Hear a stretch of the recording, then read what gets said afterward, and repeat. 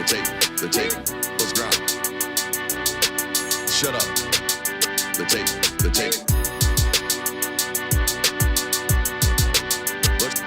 Let's grind. The tape. We do it a little bit different around here. We ain't gonna play. Shut up and grind the tape. Let's grind.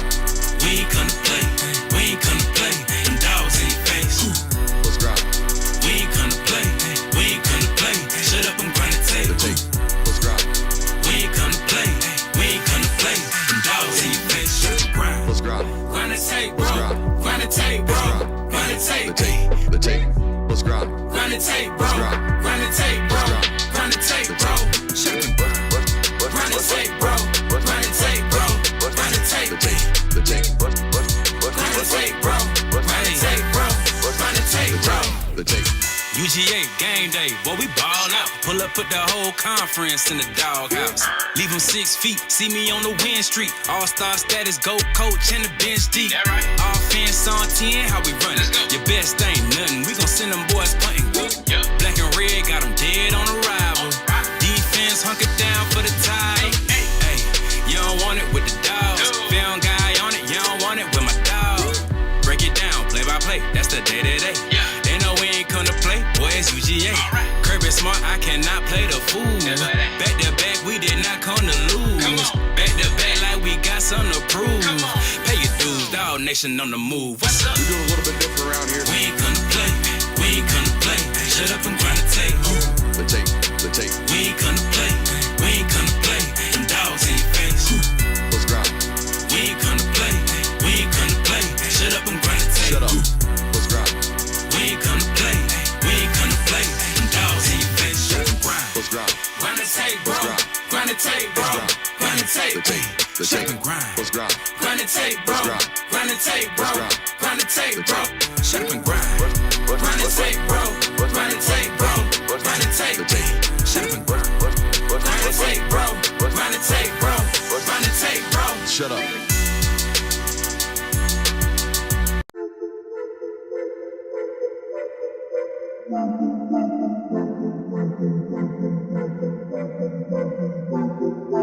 Welcome in, ladies and gentlemen, to MBR, or as we like to call it around here, Nothing But Rants, the show where I find topics that I'm oddly passionate about and I pontificate upon them. These are not hot takes, but rather takes that I'm hot about. What's up? You really like that?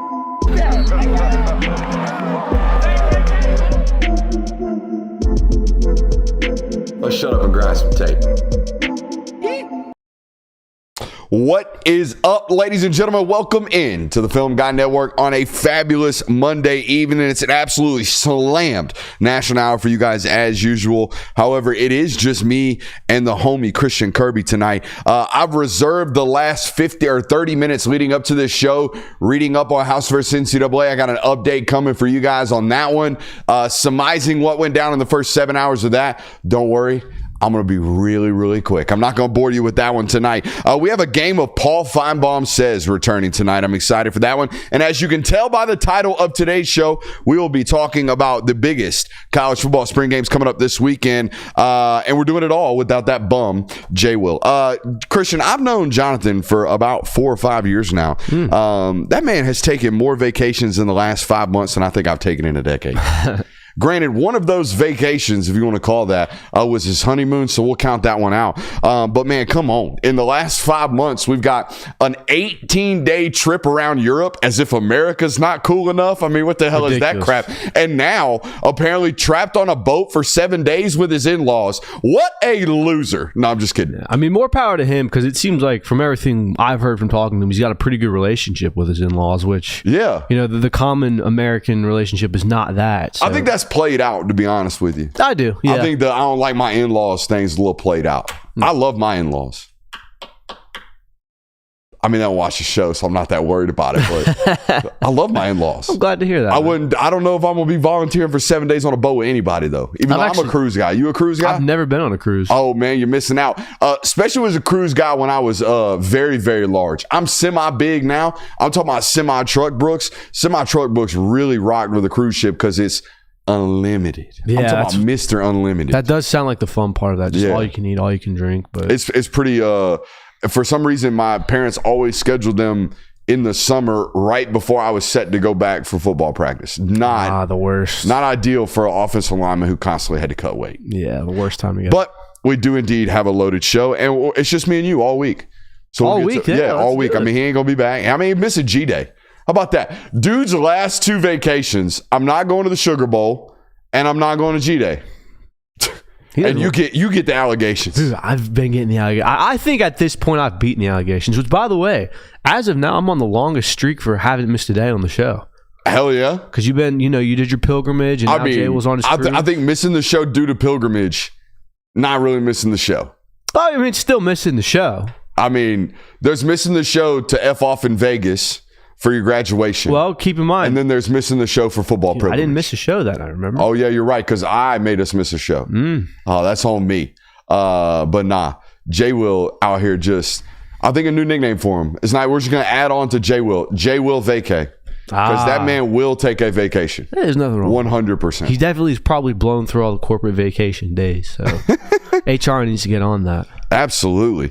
All right, that's enough of the jokes. I did take some time to do every bit of reading up that I need to on this House versus NCAA, and here it is. Here are my notes on the 30 minutes of reading that I did up on this. Quote, buckle up, gonna be a long one. Buckle up, going to be a long one. Even so much so that the court or the judge that is over this settlement basically said, well, there's 3 lawsuits that they're trying to get done in this one. And the judge was like, nah, I think we might have to separate this one into the 3 lawsuits. We're going to be here a while. Yeah, honestly, though, shame on all of us for expecting this is the date the judicial system will absolutely, they'll have a set answer for this, and this will be resolved come, I mean, I think I would not be surprised if this went on another 3-6 months before we got any type of resolution to it. Yeah, I hope it's done. I hope guys can't be out here promising things that they're not going to be able to do. You know what I mean? I hope, because all these recruits are going to be done by the end of July. They're going to be committed. So all the top national recruits are going to be done by mid-September. So if we don't resolve this issue until October, if we don't resolve this lawsuit until October, then that's bad. Yeah, and I mean, we have to take into consideration, the expansion from 4 to 12 teams, that was spearheaded by the NCAA, ESPN, the powers that be, all these conferences, all who had vested interest in this taking place. Yeah. The judicial system does not care about that. The government doesn't get any benefits from, the NCAA or these schools making more money, so they're going to take their time with this. I mean, apparently, we already had, really important coaches and really important athletic administrators already scheduled to be up there. I think it's in Oregon, up there at this courthouse.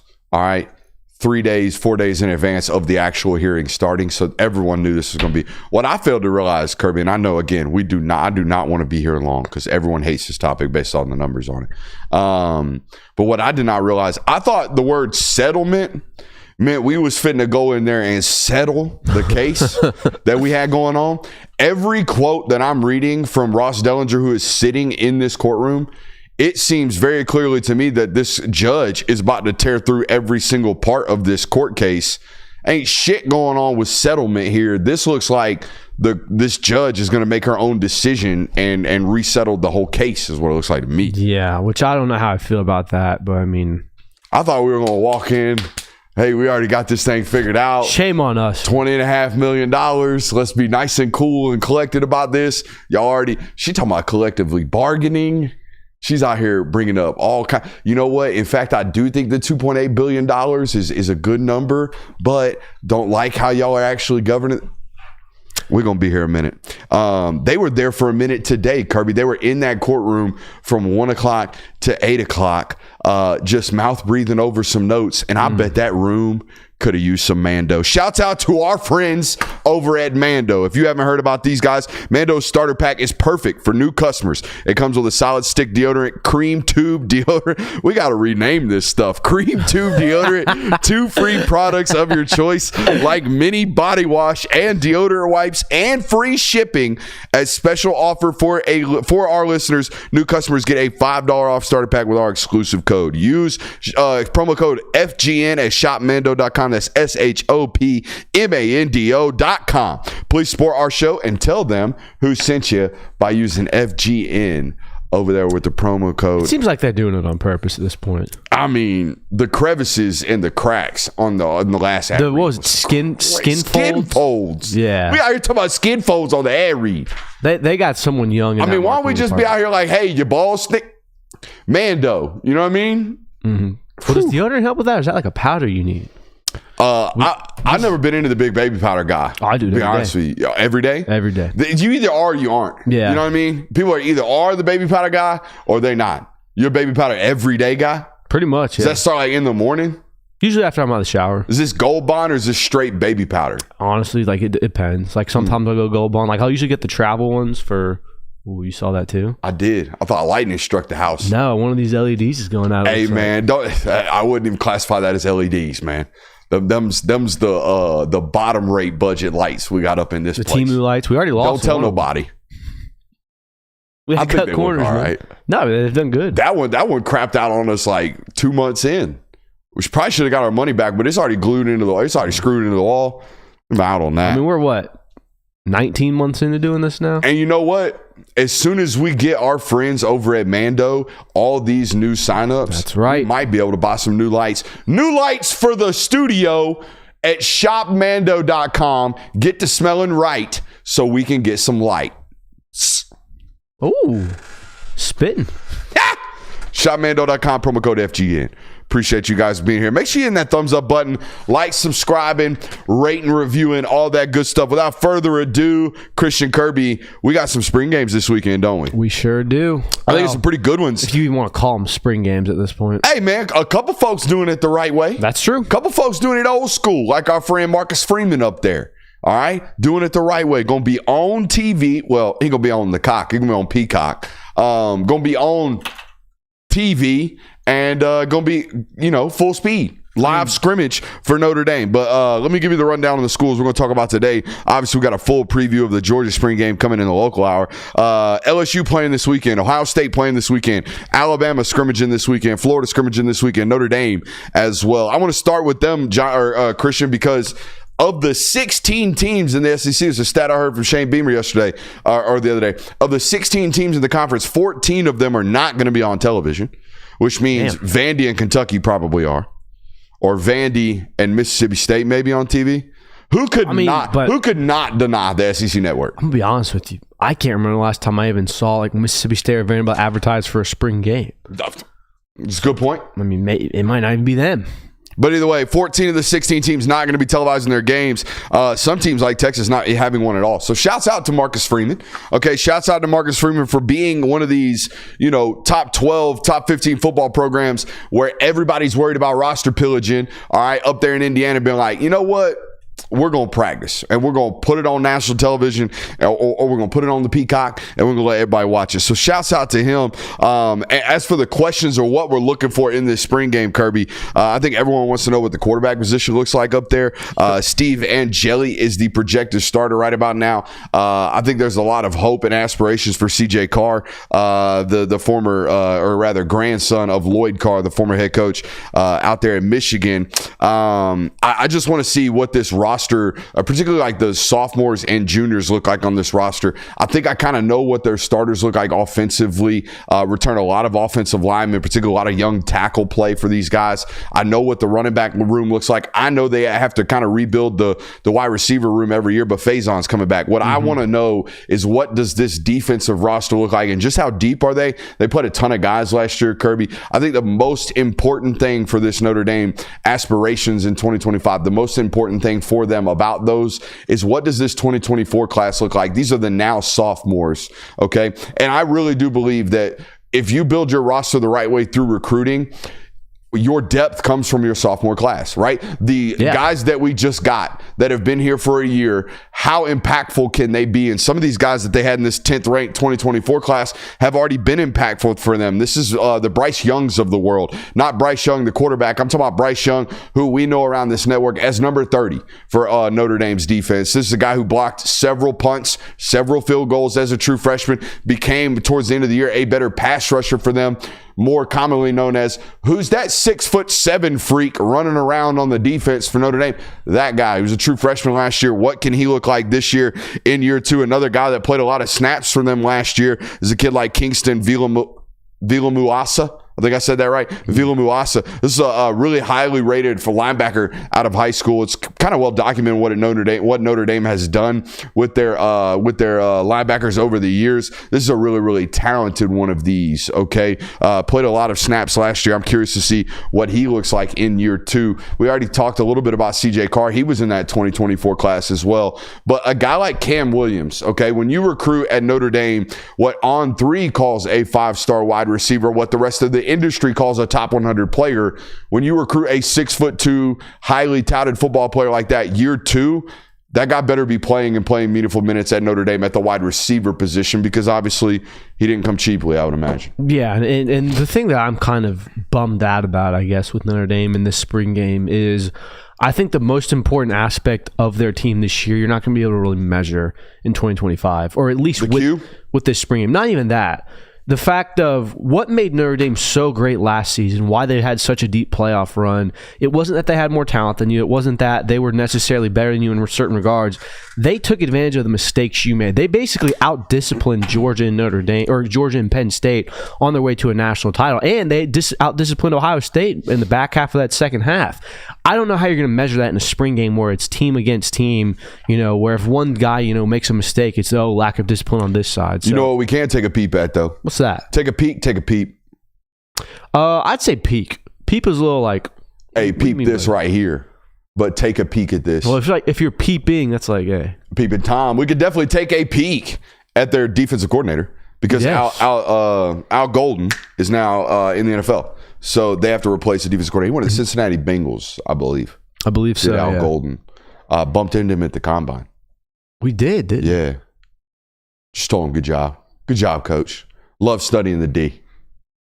Oh, come on, man. We're only 20 minutes in. Only 20 minutes in. That's on me. Does the roster in Notre Dame look top 12 deep?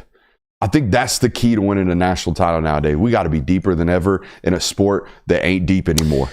It ain't deep anymore. We got entire two deeps getting pillaged by other teams.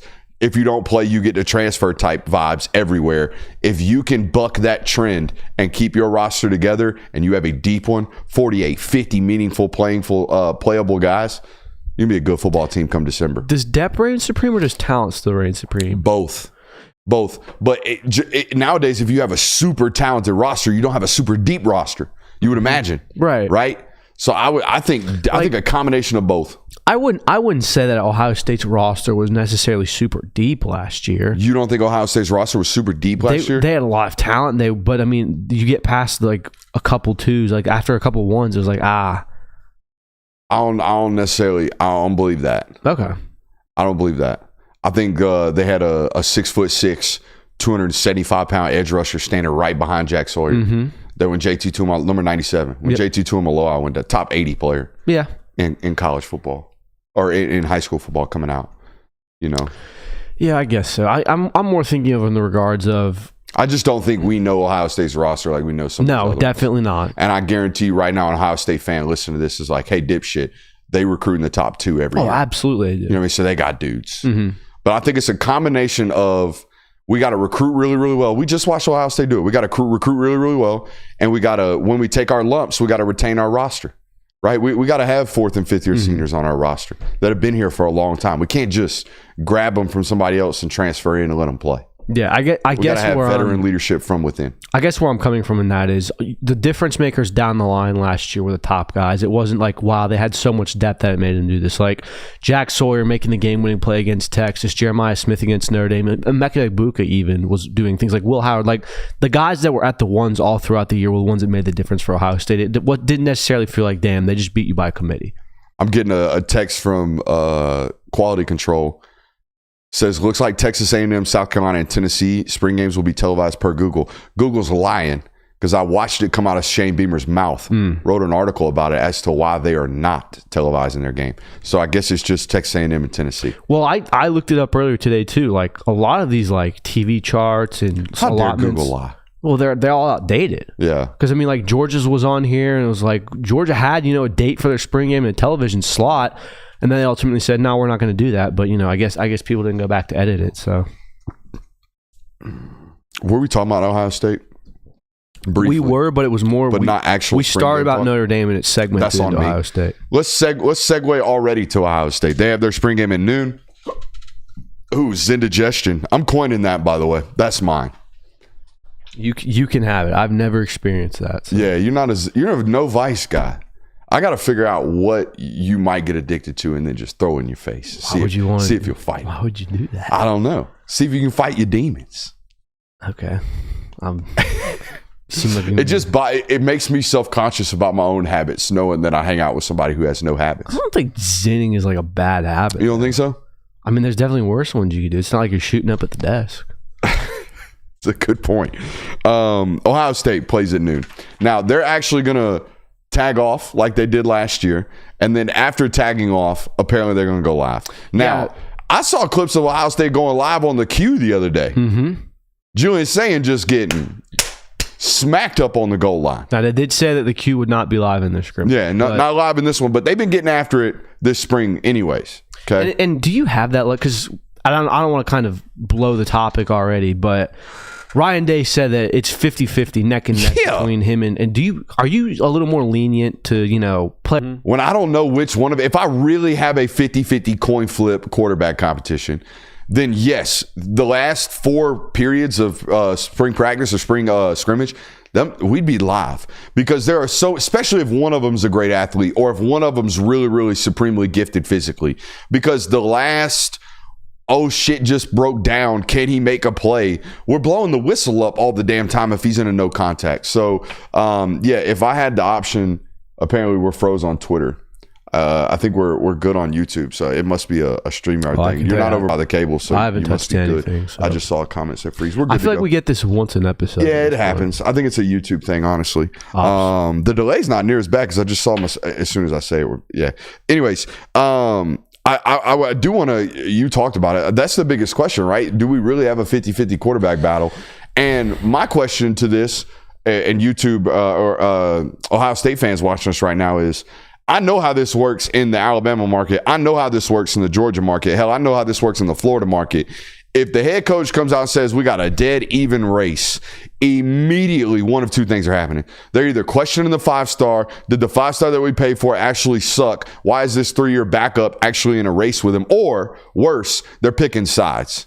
Which I think the first one is a picking sides. Yep. But guaranteed, there's a portion of the fan base like, I'm a Lincoln Kienholz fan, or I'm a Julian Sayin fan, and if we don't play Sayin, Ryan Day is an idiot. Now let's also be fair. I think there is a third segment that sees trust right the through coach this and goes, well, not even that. Goes, Ryan Day said this last year about Will Howard and Devin Brown. Like, it's always been a neck and neck race. Kirby Smart does a little bit of the same thing, where it's like they try to manufacture this illusion that there really is a quarterback battle.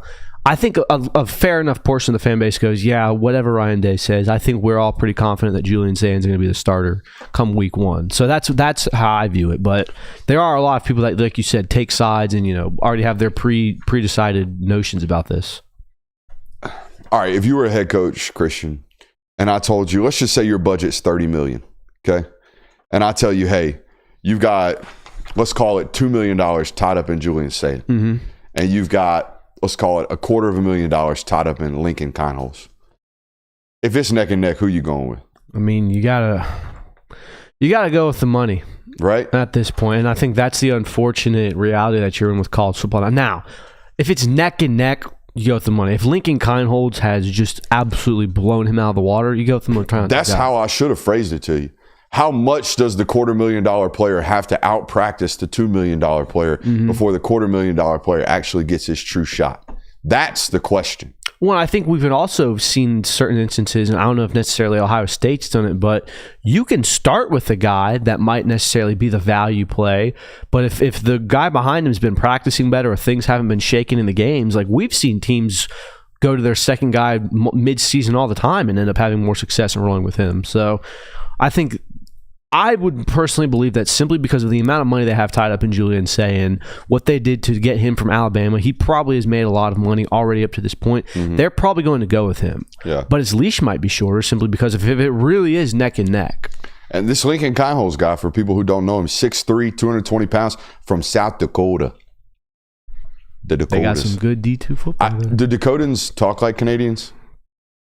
You know, is there some Oda? I'm honestly not very similar to Minnesota. I'm not convinced that South Dakota. Have you ever met someone from South Dakota? Yeah, my family moved up to South Dakota. Family of engineers. Well, I'll just one of them. Big house out there in South Dakota. I'm sure, dude. Yeah, I'll play ignorant on that. I've never met anyone from South or North Dakota, so I can't speak on their dialect. But I've spoken to a couple Bison coaches, so it does exist. You know, they're not NPCs just out there. You know. Adding on to our population. They do exist. They're normal people. All right, you've convinced me. I do think they have some Oda in them. But yeah, big dude from South Dakota. Been there for 3 years. True junior, by the way. Don't know how that happens. Don't know how we're a true junior and have never played a snap. Why are we not a redshirt sophomore on the roster? Is that just a clerical error? Correct me if I'm wrong. There's limits that you can get for red shirts, right?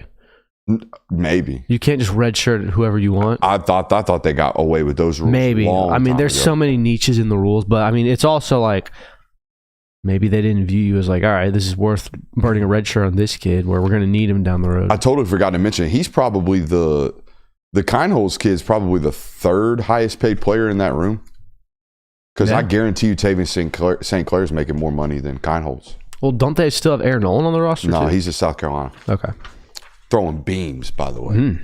Was pretty clearly cut out of that Ohio State future the moment Julian Sayin got there. Yeah. And obvious reasons. But yeah, gonna have a fruitful career, it sounds like, at South Carolina once Lenore Sellers is a first-round pick. You heard it here first. Oh. Yeah.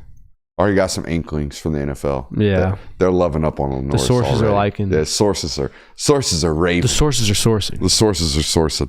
But now, the other question I got about this Ohio State game is last year, man, when I watched them, when I studied them in the playoffs leading up to the national title and all of their playoff games, man, that is the best zone match football team in college football last year. The way you would think, hey, they got dudes everywhere. They got NFL guys everywhere, got a great pass rush. You think they'd be out here playing man covers on everybody. Nobody could beat us. We got two good safeties in the back end. They're going to roam. 2 and 10 going to cover all the ground. That's what I thought I was going to see when I turned on the tape. Team that got after pressure. Nope. They were a zone match football team. They played more zone coverage last year than I ever would have thought a team with that many dudes would be playing. And the way that they did it was insane. They were passing off concepts faster and more efficiently than any football team we studied last year out of that zone-based principles. And I think it had a lot to do with their defensive coordinator, who has obviously left. Coach Knowles obviously left for Penn State now. Now they hired Matt Patricia. My first question when I turn on the Big Ten Network this weekend and record that and watch it back is, what does the base personnel, what does the base install look like for this Matt Patricia defense? And I do think it's going to look relatively similar to what they were doing last year because they still have number 2. When you have Caleb Downs in your back end, it just alleviates all problems, okay? It solves all problems. He's the smartest football player I've ever been around, and he's going to coach everybody else up around him. So I don't necessarily worry about it. I'm just curious about it. I mean, there is a curiosity, and there is sort of a drop-off that changes within DC's change, especially when it's a DC coming from an extra or an outside source. Like, it's not a hire within for them.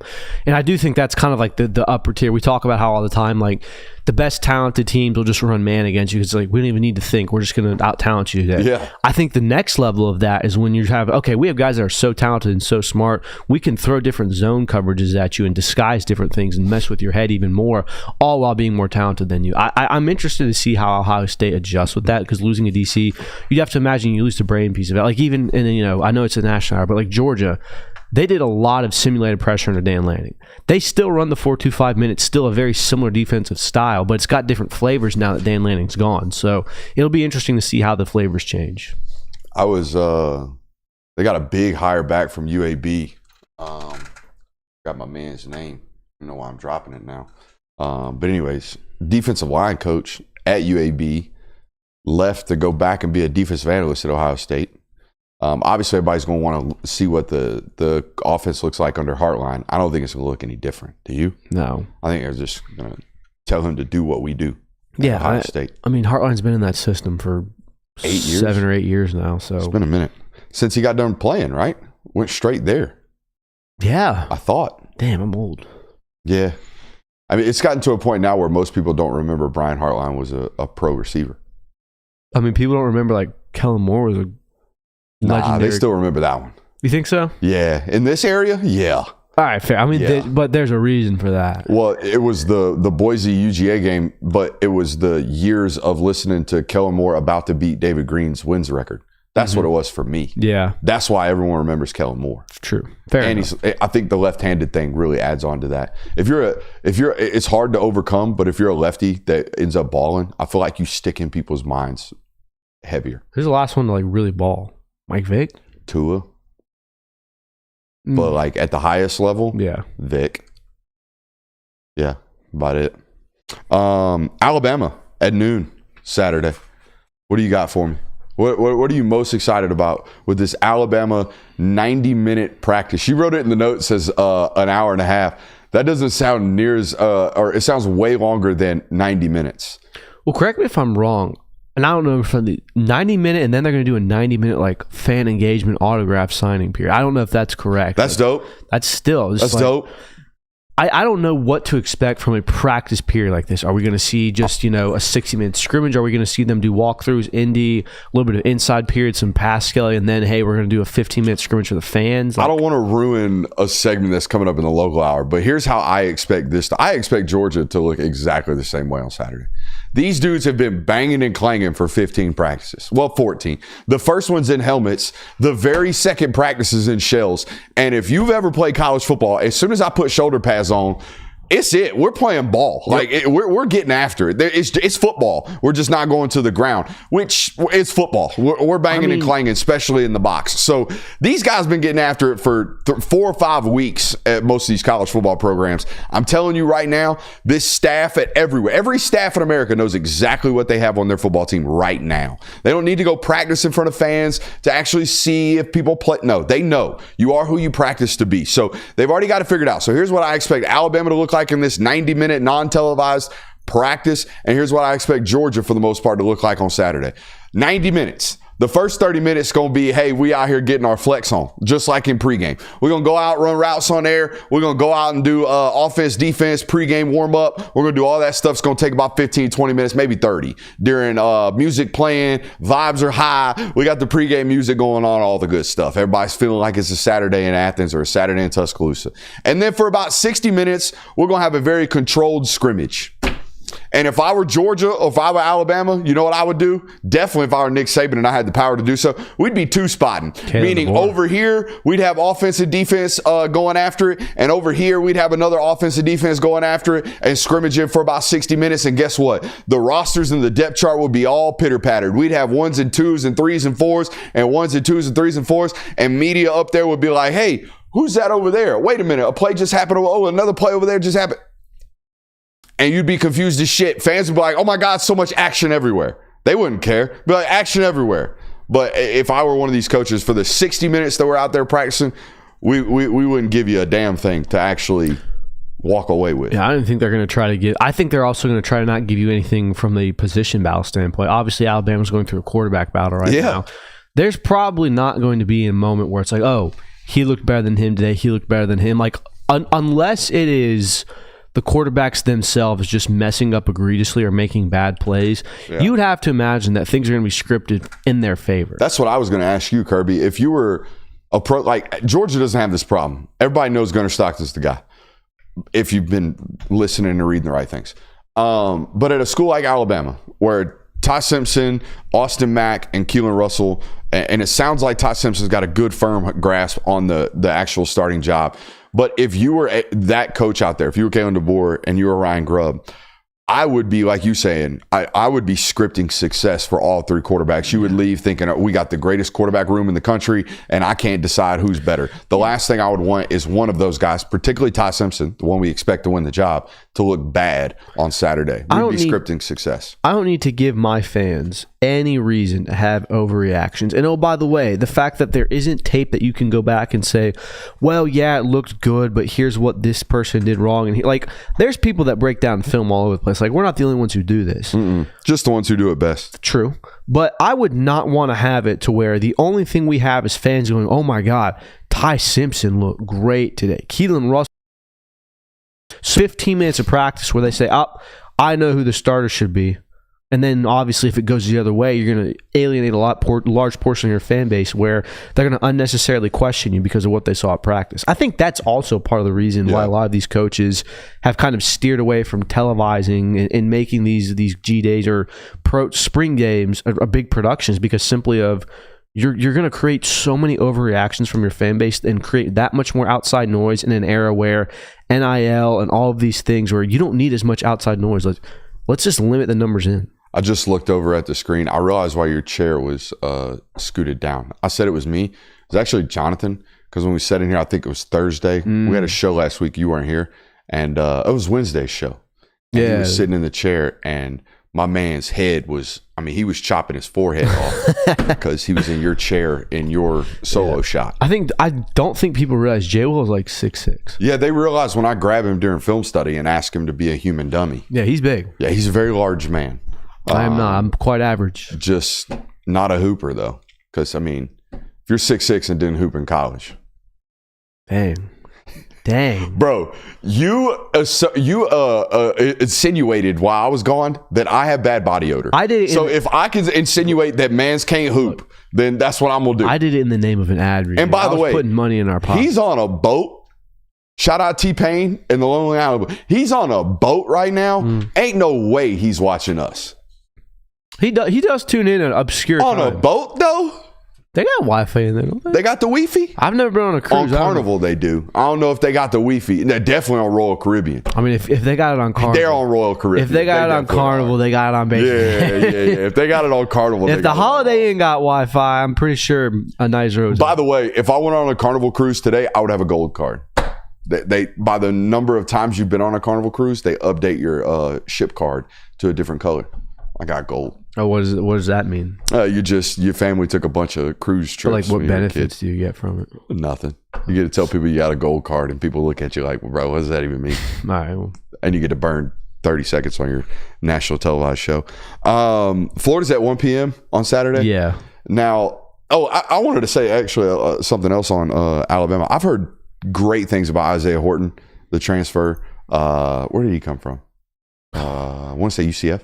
I think so. Does that sound right? I think it was South Florida, I believe. So Isaiah Horton's had a really good spring.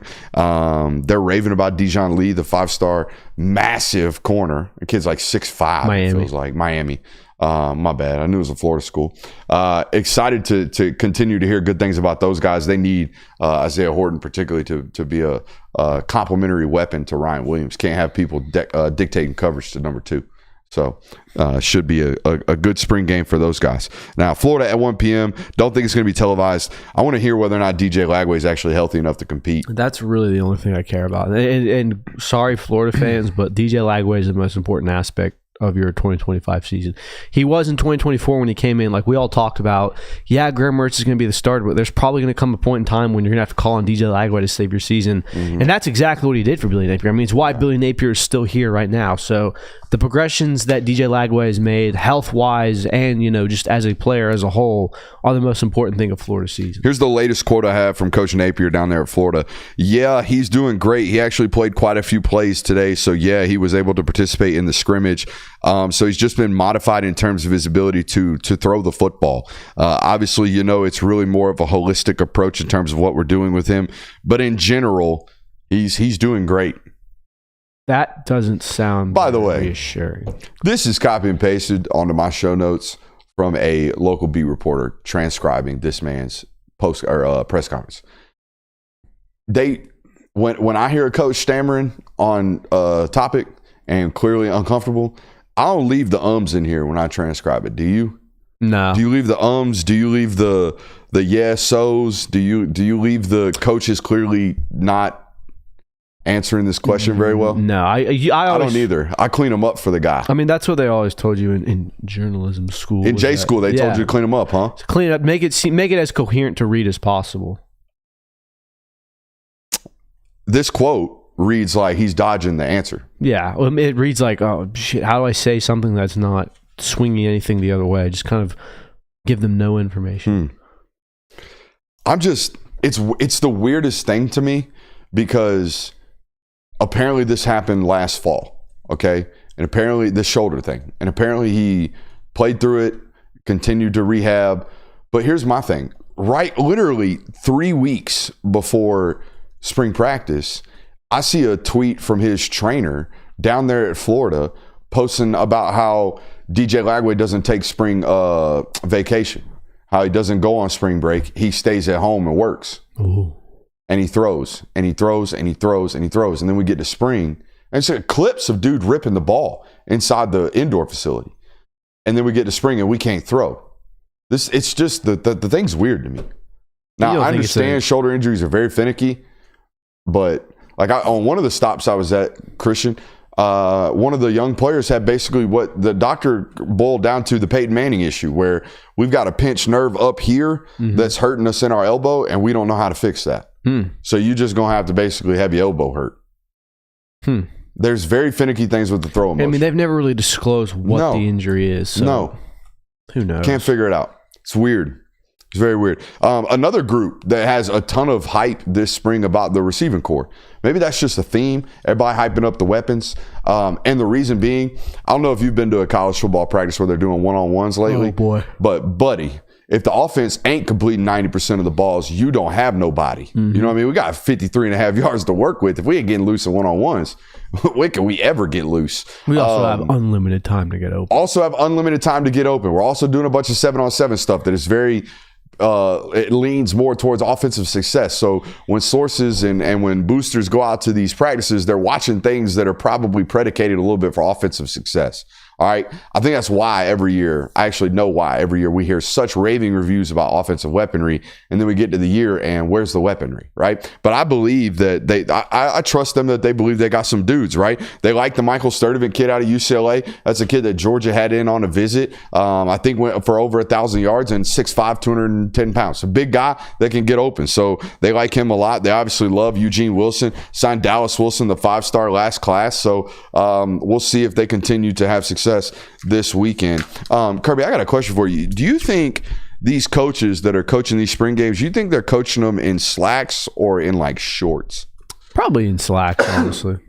Well, good news. If you're a college football coach or a friend of the show, and you're looking for either really nice looking shorts that like the ones that I have on tonight, or a really nice pair of slacks, our friends over at Bird Dogs have you handled. Either one, go get them from our friends over at Bird Dogs. Shop with the code FGN at birddogs.com today, and you can get one of these free hats that my man Kirby has over here on his desk. Again, that's Bird Dogs, BIRDDOGS,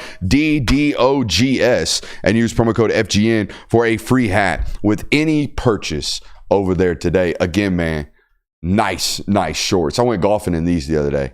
Hey, guess what? Sweatproof. Oh, that's good. That's important on the golf course. Yes, it is. Oh, it's the sitting down in the golf cart, moving to the next one, letting that swamp. I'll keep that in mind if I ever do go golfing. Yeah, don't sit down. Just drive standing up, walk the whole 18. Or walk the whole 18. All right, a game of Paul Finebaum says. I like this. Now, this is either going to be a complete hit or a complete bomb. Either way, we get to talk about Paul Finebaum dropping a heater. It's the offseason, so Paul Finebaum be out here saying stuff. So what did he say today? Let's find out. So here's how this game's going to work. I'm going to guess a category of Paul Finebaum-isms. Now, there's only so many, right? There's, did he fire the coach? Did he place unreasonable expectations? Or did he say a program's completely hopeless and they're done and it's never going to happen for them again? So those are kind of my three categories. So Kirby, did Paul Finebaum fire a football coach today? He did not fire a football coach, surprisingly. Did Paul Finebaum place unreasonable expectations on a football program today? you're on the right trail. I don't know if these are necessarily unreasonable, but it kind of coincides with the take. Has to be an SEC team. It is. Let's split it into old school divisions. Is it a Western Conference SEC team or Eastern Conference SEC team? This was a Western Conference SEC team. Is it LSU? It is not LSU. Is it A&M? Nope. It's got to be. It's not a have in the former West. It's kind of a middling team right now. So like a Ole Miss? A little worse than that. Like a Mississippi State? Better than that. Huh.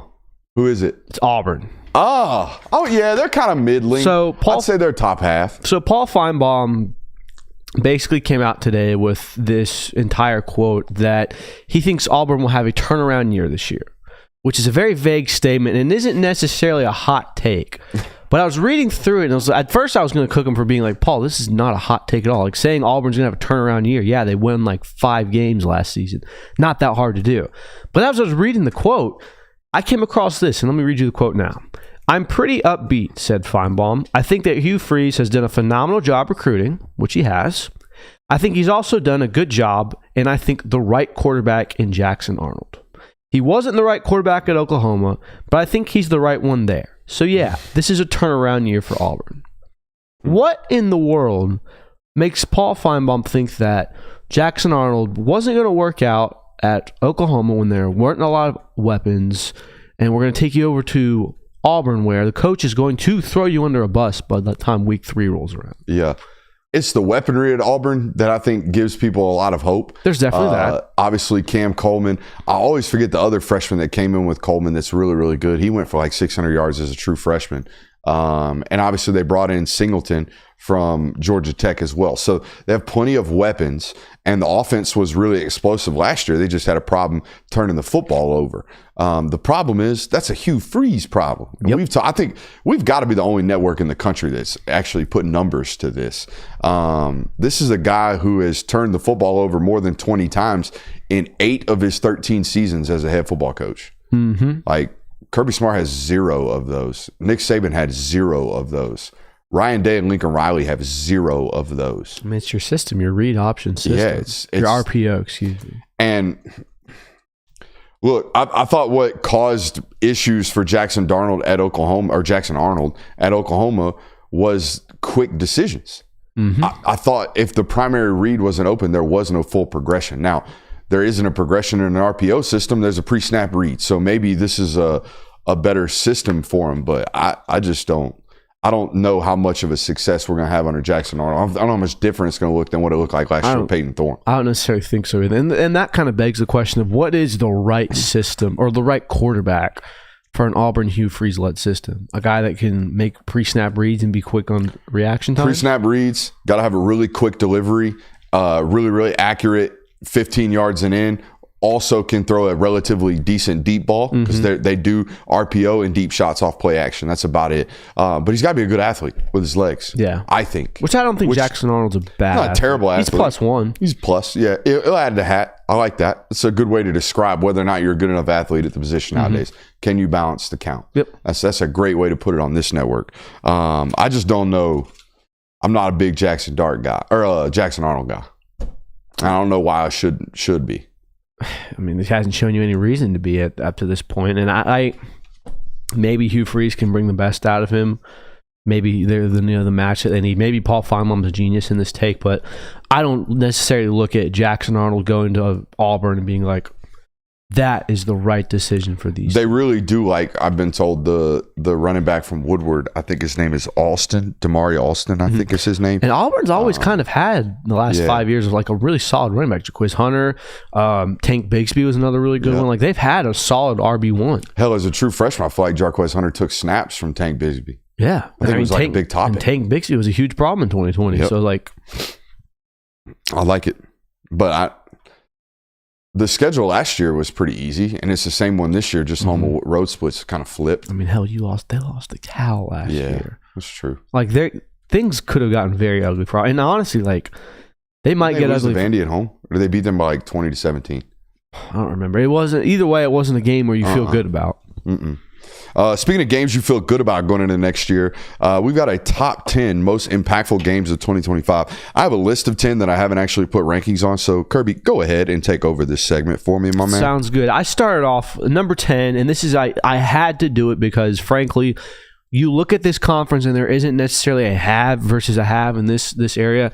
I said Iowa State versus Kansas State and Ireland is going to be a very impactful game for the Big 12 simply because of it's early in the season. It could have one that down the line there's repercussions. I think it'll also be impactful because it's going to be two teams that won't be at their best. Iowa State and Kansas State are not going to be finished products in week one, so you might be able to say Iowa State beats Kansas State and Kansas State goes on to become a top 15 team. Well, that really helps Iowa State, or vice versa. Iowa State looks really bad, and that's kind of holding back Kansas's playoff hopes simply because of that. I think it's going to be a very important game in the Big 12. The Big 12 obviously has a seat at the table no matter what. Henceforth, it makes it an important game nationally. Number 9, I went LSU at Clemson. Not going to keep either one of these teams out of their conference title games. Not going to necessarily end your playoff hopes. We know that. But I do think whoever loses this game is going to get a lot of question marks raised around them. Brian Kelly, obviously, if you lose this one, you're 0-4 or 5 in your week 1 games at LSU. Dabo Swinney, you lose this one, you're, the Clemson, Death Valley home and field advantage is pretty much dead there. And I think people are going to really start looking at Dabo Swinney like, hey, are the glory days of you over? Because you lose to LSU at home. It's not a terrible loss, but it's not one you're accustomed to at Clemson. Number 7, I have Notre Dame at Miami. I think this is another one of those games where it could be very tone-setting. You get them earlier in the season, I believe. Notre Dame, obviously, if you win this game, you do cement yourself as one of these teams like, hey, this is one of the challenges on our regular season schedule. If we can pass that, we are a legitimate national title team. Miami, on the other hand, has to kind of prove that they belong. People are kind of questioning their legitimacy after Cam Ward left. It'll be a great opportunity for Carson Beck to reinstate his name into the national scene, so very impactful. Number 6, it doesn't get much bigger than this, but it's also, I view these two teams as kind of, they're already halves. They can lose this game and they're still going to be competing for their conference title. They're still going to be competing for playoff spots. Alabama and Georgia. It's always one of the biggest games that's in Athens this year. It's going to bring in lots of national hype. But I mean, Georgia lost to Alabama last year, went on to win the SEC championship and make the playoff. Alabama beat Georgia, didn't make the playoffs. So I don't think it's going to be as impactful simply because these are two teams that are going to be having so many more meaningful games down the road and also such powerhouses that it's not going to be as impactful. Number 5 went Penn State at Ohio State. Another one of these games where they're kind of the halves, but it's also going to be such a cataclysmic. I mean, Penn State was, 3 or 4 yards from beating Ohio State last year, completely changing the dynamic of the Big Ten. Maybe Ohio State doesn't even get in if Penn State, I guarantee Ohio State doesn't get in the playoff if Penn State wins this one. So very, very consequential game in the Big Ten. Next, I have Clemson versus South Carolina. I have this one at high on the list because these are two teams that aren't really shoo-ins, they aren't really halves. Clemson missed the playoff, South Carolina missed the playoff by this much last year. Clemson was a field goal away from not being in the playoff team at all. They were the only 3-loss team because they won their conference. Whoever wins this game is going to be sitting very pretty, I would imagine, at the end of the season, if they have not already eliminated themselves. If you have 2 10-2 teams, if these are 2 9-2 teams coming the last week of the season, that is a massive game with playoff implications. So very important. Number 4, Texas at Georgia. I'll go quicker for you here. Number 3, Oregon at Penn State. No surprise why. And then number 1, I have the most impactful game, Texas at Ohio State. 2 halves in the program, not SEC or not conference opponents, but it is going to kind of set the tone for both of these teams' seasons. And set the tone for what we expect to be Big Ten SEC crossovers in the future. Yeah. These two conferences have aligned to a point where they've even agreed to do future home and homes with some of their premier programs, crossing over, if you will. Very similar to what the MLB used to do, right? MLB used to have these division crossover games. I think you're going to see something like that with the Big Ten and the SEC pretty soon. I have a very similar list, Kirby. Number 1, I have Texas at Georgia. I think it's a massive football game and later on in the season. So I think it's a lot more weighted into that football game. Number 2, I have Texas at Ohio State. Massive football game, massive brands. Number 3, a game that I think has a chance to define the Big Ten, Penn State and Ohio State on your list as well. Number 4, Texas A&M at Texas. This was basically the deciding factor in the SEC last year. I don't think it's going to carry as much weight this year, but it has a possibility to, if Texas loses, they're out of the SEC championship game or game type of vibes. So that's an important one as well. Have they decided whether or not they're going to actually do that championship weekend bullcrap, or they're not going to do that until they go to actual 14? I have no clue. All right, so we'll see about that moving forward. Number 5 on the list, Oregon at Penn State, a massive football game in that conference as well. Number 6 on the list, Alabama at Georgia. Number 7, LSU at Clemson, like you had. Very first game of the year. That's a massive one for those guys. Number 7, Notre Dame at Miami. Do you have that one on your list? Had that one. Number 8, I have. Oh, you didn't have this one on your list. UNC opens the season hosting TCU at home. That is an impactful one. Now, they don't have a lot of big-time football games this year, does UNC? No. So I think we're going to find out pretty early on whether or not this Bill Belichick thing is going to work. You know what I mean? What if they get thumped? Like, not thumped, but what if they get beat by TCU by 21 points? Ooh, it's gonna start out right, and then if God forbid, and vice versa, if they beat the shit out of them. I mean, that's it feels so weird to compare it to this, but Deion Sanders' first game was beating TCU after they were just off a national title, and it skyrocketed the kind of the prowess and the aura of Colorado. So it very well could do the same for Bill Belichick, even though he already is a proven figure in the sport of football. Number 9, you had it, Clemson at South Carolina. Number 10, a Big 12 game. I'm sure there's going to be an important one. Mm-hmm. A Big 10 game or Big 12 game. So there's got to be one of them. Got to be. I mean, the fact that conference is going to be in the playoff this year. Last year, I think it was the last game of the season in that conference was UCF on the road at Iowa State, and I thought preseason that one was going to decide Big 12 championship. It did not. Yeah, I think the most important one last year was Kansas upsetting Colorado. Yeah, most catastrophic. It changed the most in that conference. It kind of buried Colorado's hopes. Absolutely. Dennis Dodd had an article today. Yeah, the Dennis Dodd article. I thought he retired. Was this last year? This is last year, Dennis Dodd. This was written April 4th of 2025. I'm saying this is Swan Song Dennis Dodd. Perhaps. I think. Perhaps. All right. And it's kind of I don't want to say alarming article, but it's an interesting one. It's titled, "Is College Football Undervalued? America's second most popular game is still leaving billions on the table." And I did the reading so you didn't have to. And I'll kind of just give a quick synopsis of this. Dennis Dodd basically talks about how big the sport of college football is, how it's the second most important sport in America, next to the NFL, obviously, but how it's kind of leaving things on the table between TV deals, rights, the fact that it's so fragmented into conference deals and all of this thing, D2. And it kind of suggests that the way that would maximize it down the road is eventually moving towards a Super League. And then it listed out kind of all the ways that how that's going to be an issue, how getting all these teams to come together and create a Super League, how there's going to be fans going against that because tradition. But basically the entire article I read it personally as was kind of an ad for, hey, college football likes making money. Here's how they're going to make the most amount of money they can in the future, which it basically didn't say it, but kind of subliminally suggested that the Super League will eventually become a thing. So Dennis Dodd's retirement is effective April 10th. Mm-hmm. So one of his last articles is to tell us that a Super League's coming to us. It feels that way. That stinks. Shout out to Mando.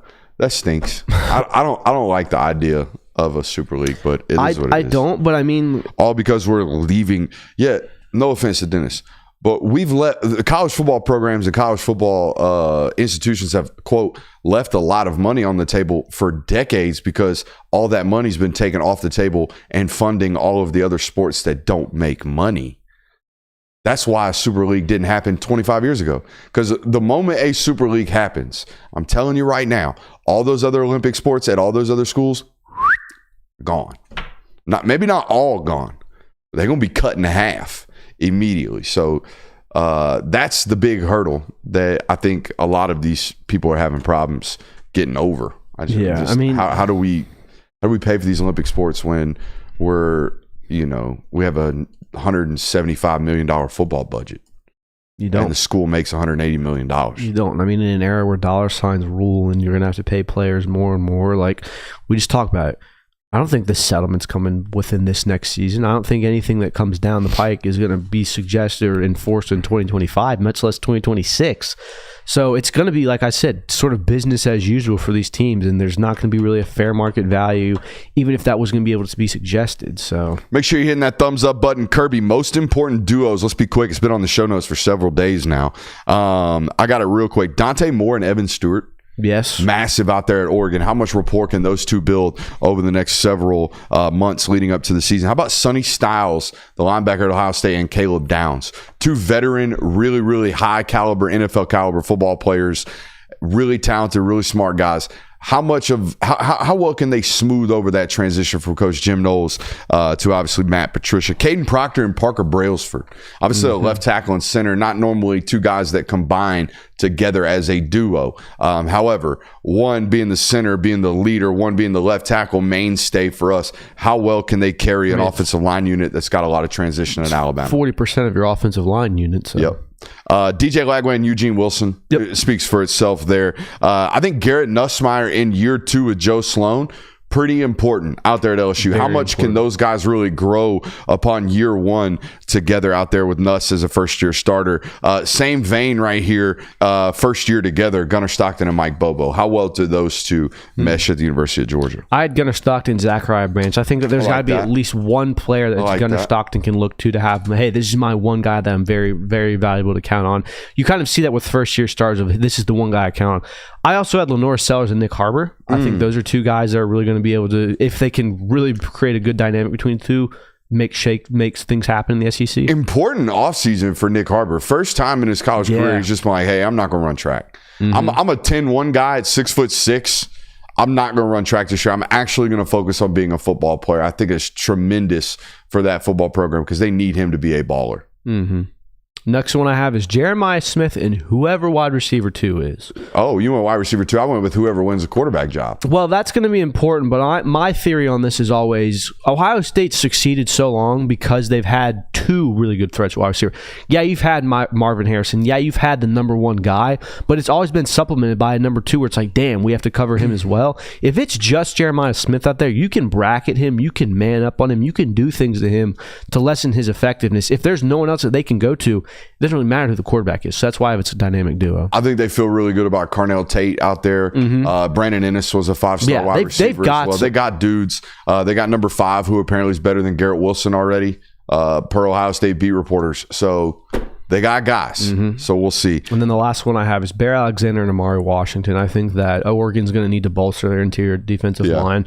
It's the most important aspect of it, especially in a physical conference like the Big Ten. And oh, by the way, Bear Alexander is kind of in a prove-it year at this point. So you're going to have to outplay the things that the staff say about you. Right? I think that's his situation there. He's certainly talented enough to do it. Oh, yeah. Plenty talented. Speaking of talent, we got a whole loaded local hour coming up right after this break. Appreciate you guys being here. Make sure you hit that thumbs up button while this intro plays.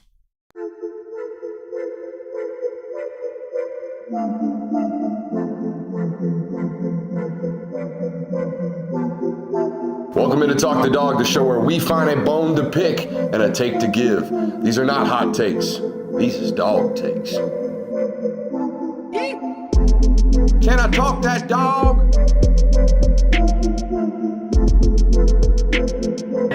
What's up? Really like that. You really like that?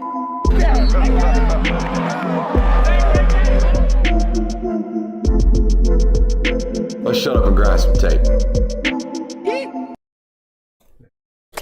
Ad Reed Christian says that the audience is more likely to buy if you model the gear. So here I am modeling our friends over at Bird Dogs. Great on the model. I say I'm about a 2-star model. I don't think they rank past a 3-star, below a 3-star. That's a 2-star model. I mean, if Bird Dogs can maybe look like a 4-star model, shout out to them. You're a 5-star calf model, though. Oh, yeah. I mean, I don't like to do that because everybody starts to, It's all I got, really. And it's because I walked around way overweight most of my life. So, yeah, so it's really all I got going for me is a fat stack of calves. But shout out to our friends over at Bird Dogs. We are into the local hour for you guys, and I've got great stuff. I've got scrimmage notes for you. Georgia Bulldogs with the highest NIL values. Kirby's going to give us, you got notes on that? I got a few. Hell yeah. Kirby's got notes on that. Who will be Georgia's most important players in 2025? There's a Bo Bentley story out there for you guys that are going to cause real problems for the Fire Bobo squad. There was a flip this weekend as well and nostalgic tape, but I want to start with the limited notes that I have on the scrimmage. Now, Christian, your man in namesake, Coach Kirby Smart, notoriously tight-lipped about his football practices. Huh? Oh yeah, I mean not even borderline, paranoid about letting things out. So, and last week, per my sourcing, I guess there was a booster that had paid to be at the scrimmage that decided it'd be a good idea to post videos of said scrimmage on social media. Didn't go over so well. Okay, so an already paranoid Kirby Smart was even more paranoid this weekend. Limited number of people in attendance, limited number of opportunities for you to actually grab your phone. Believe it or not, they have people that walk around these scrimmages and like, hey, put your phone up.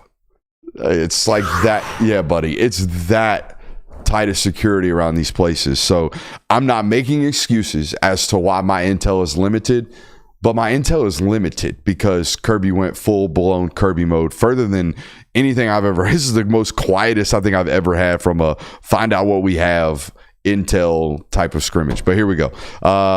Sounds like Gunnar Stockton had a great day. Okay, one source even said like greatest practice this dude's had in a Georgia uniform. Wow. Yeah, that type of, or at least greatest scrimmage this dude's had in this uniform. Complete command of the offense and apparently made some explosive plays.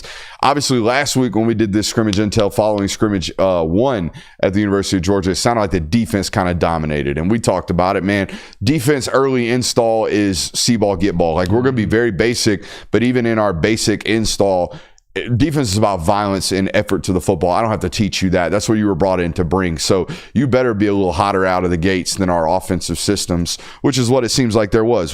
Scrimmage 2, much more balanced. And I would even say from what I heard, it sounded like the offense got better of the defense to an extent. Elijah Griffin, the 5-star freshman, made great plays, massive like TFL type plays on Saturday as well. Had some flash plays, I was told. Same thing for Jaden Riddell. This is the second or third time I've heard great things about Jaden Riddell, the sophomore tight end. He's out of California, right? I believe so. He's out of the Cali area. Big athlete, man. Looks the part. I think that's the very first thing you notice during pregame is like, who in the hell is number 23? He looks the part. 6'5", 245 pounds. Runs really, really well. He's got a lot of muscle definition on him as well as a 20-year-old. Really good football player. Should expect big things. Not big things out of him this year. Good things. What? Mississippi. Jaden Riddell? False. Jaden Riddell is not from the state of Mississippi. Missouri? According to the roster. Chat's saying Missouri. Raymore, Missouri, yeah. Missouri. All right, he's from Missouri. That's a dude from the state of Missouri. But anyways, heard good things about him, explosive plays or two. Landon Roldan, I think this one came straight from social media. Landon Roldan had a big play downfield in this scrimmage, rocking 84. So is that, does that mean he's going to be like your downfield guy, guy, or is that just a... I think he got loose on a play. It's so hard, dude. So hard. I'm trying to do the this is what this means. I always thought it was like maybe I just need more sourcing. Maybe it's hard for me. That's what I always thought like, how can I be better type of thing. And then I had a conversation with a source one time, and he was like, so he opened the conversation with, so what do you think happened at practice today? And I basically told him what we saw during the practice availability. And he laughed. I was like, what are you laughing about? He's like, man, they make your job so hard around here. They make your job so hard around here. So yeah, it's a tough job. People raving about Jeremy Bell as well. Noah Thomas had a big play downfield as well. I think the biggest defensive star, if you will, from the spring from sources is Quintavious Johnson. That guy, every time I talk to somebody that's been out to practice or talk to somebody in the building or say, hey, what's going on the defensive side of the football, it takes about 30 seconds for Quintavious Johnson's name to pop up. Who was that player last year? The guy where I was like, man, this guy's going to be an issue. I feel like it was KJ Bolden. Yeah, KJ Bolden immediately. I feel like there was good things about Jared Wilson last offseason as well. I mean, even from the head coach. I asked because it feels like do these pan out? The sourcing never really misses on like, hey, this is a guy. Yeah. Like I can't remember the last time where it was like we heard all the way leading up to from straight sources. Obviously, the fans can do their own thing, but sources being like, hey, by the way, you really need to pay attention to so and so, or they've had really good days repeatedly, or this or that. They always kind of seem to end up being good. Yeah, the only thing you can't trust is big G Day winners. Never. I mean, that's like those. that's a curse, pretty much. Yeah, that run of dudes is like, With the exception of, I guess, A.D. Mitchell. I mean, that didn't end well. I mean, it ended in a national title or two. I maintain that you cannot write the history of Georgia football without A.D. Mitchell. Without A.D. Mitchell. That's a good take. So, although he played like 5 impactful games for you, 2 of them won you natties, so he's got the asterisk next to him. But Eric Gilbert. He can sit on the shelf for 6 weeks. Yeah, Eric Gilbert, Mekhi Muse, even to a degree, Dom Lovett. Yeah. Like the Dom Lovett was the big winner last year. What we saw last year from Dom Lovett made me think that he was going to be a 1,500-yard wide receiver. Yeah. He was unstoppable last year. And, you know, to his credit, he was a good wide receiver for you, but it was just kind of like, It did not look like it did on G-Day. Kind of like, is a great way to describe Dom Lovett's time at Georgia. Mm-hmm. It was never like, this is a huge failure, huge disappointment, but it was like... Wanted more.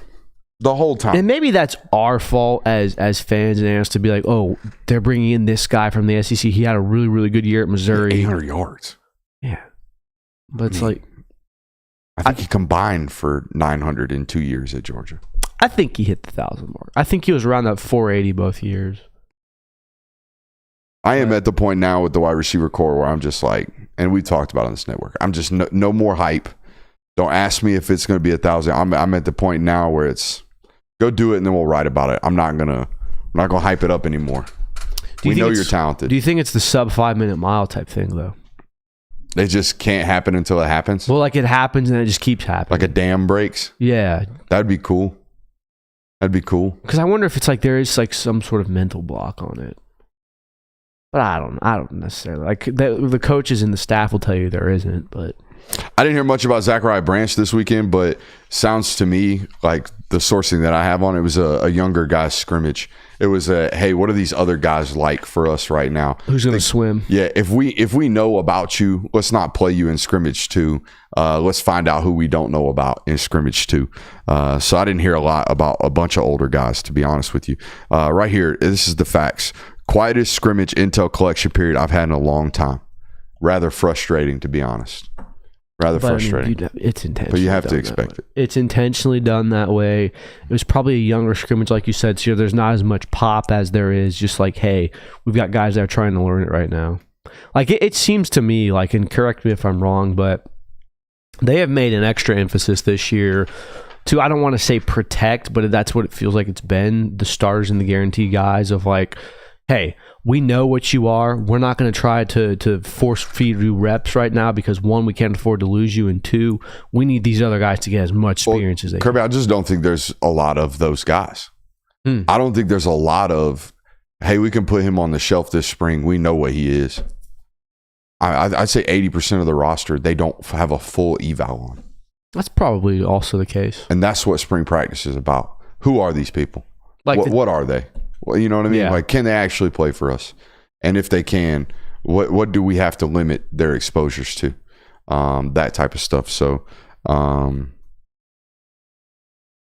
spring game this weekend. Let's give a full preview. So here are the questions we're about to answer. How we expect the scrimmage to look. Players we expect to ball. We're going to call our shot on players that are lesser known that will pop. Things we're excited to see. Players we're excited to see. What to expect play calling wise. And how to get updates as a fan. Nice and simple. There's one place to be this weekend. And if I find out you're giving anybody clicks other than Bulldogs on SI, we got problems. All right. So I need you to go to si.com/college/Georgia. And while you're there, go ahead and hit bookmark. Okay. Just save that as a tab and then just keep hitting that joker on Saturday morning all the way through Sunday night, reading up on those game updates. Okay. Because Christian's going to be in the box and he's going to give you the best observational notes you've ever seen in your life at a football practice. Facts. Okay. As a guaranteed fact. Again, that's si.com/college/Georgia. It'll be right there on the homepage. Live updates from G-Day. So if you're not going to be in attendance like majority of the Georgia football fans, that's the place to be. And again, if I find out you're giving anybody else clicks, I'm coming after you. All right, I got your IP address. That's over with. Wait, you have our IP addresses? I don't think so. It's called a bluff, Kirby.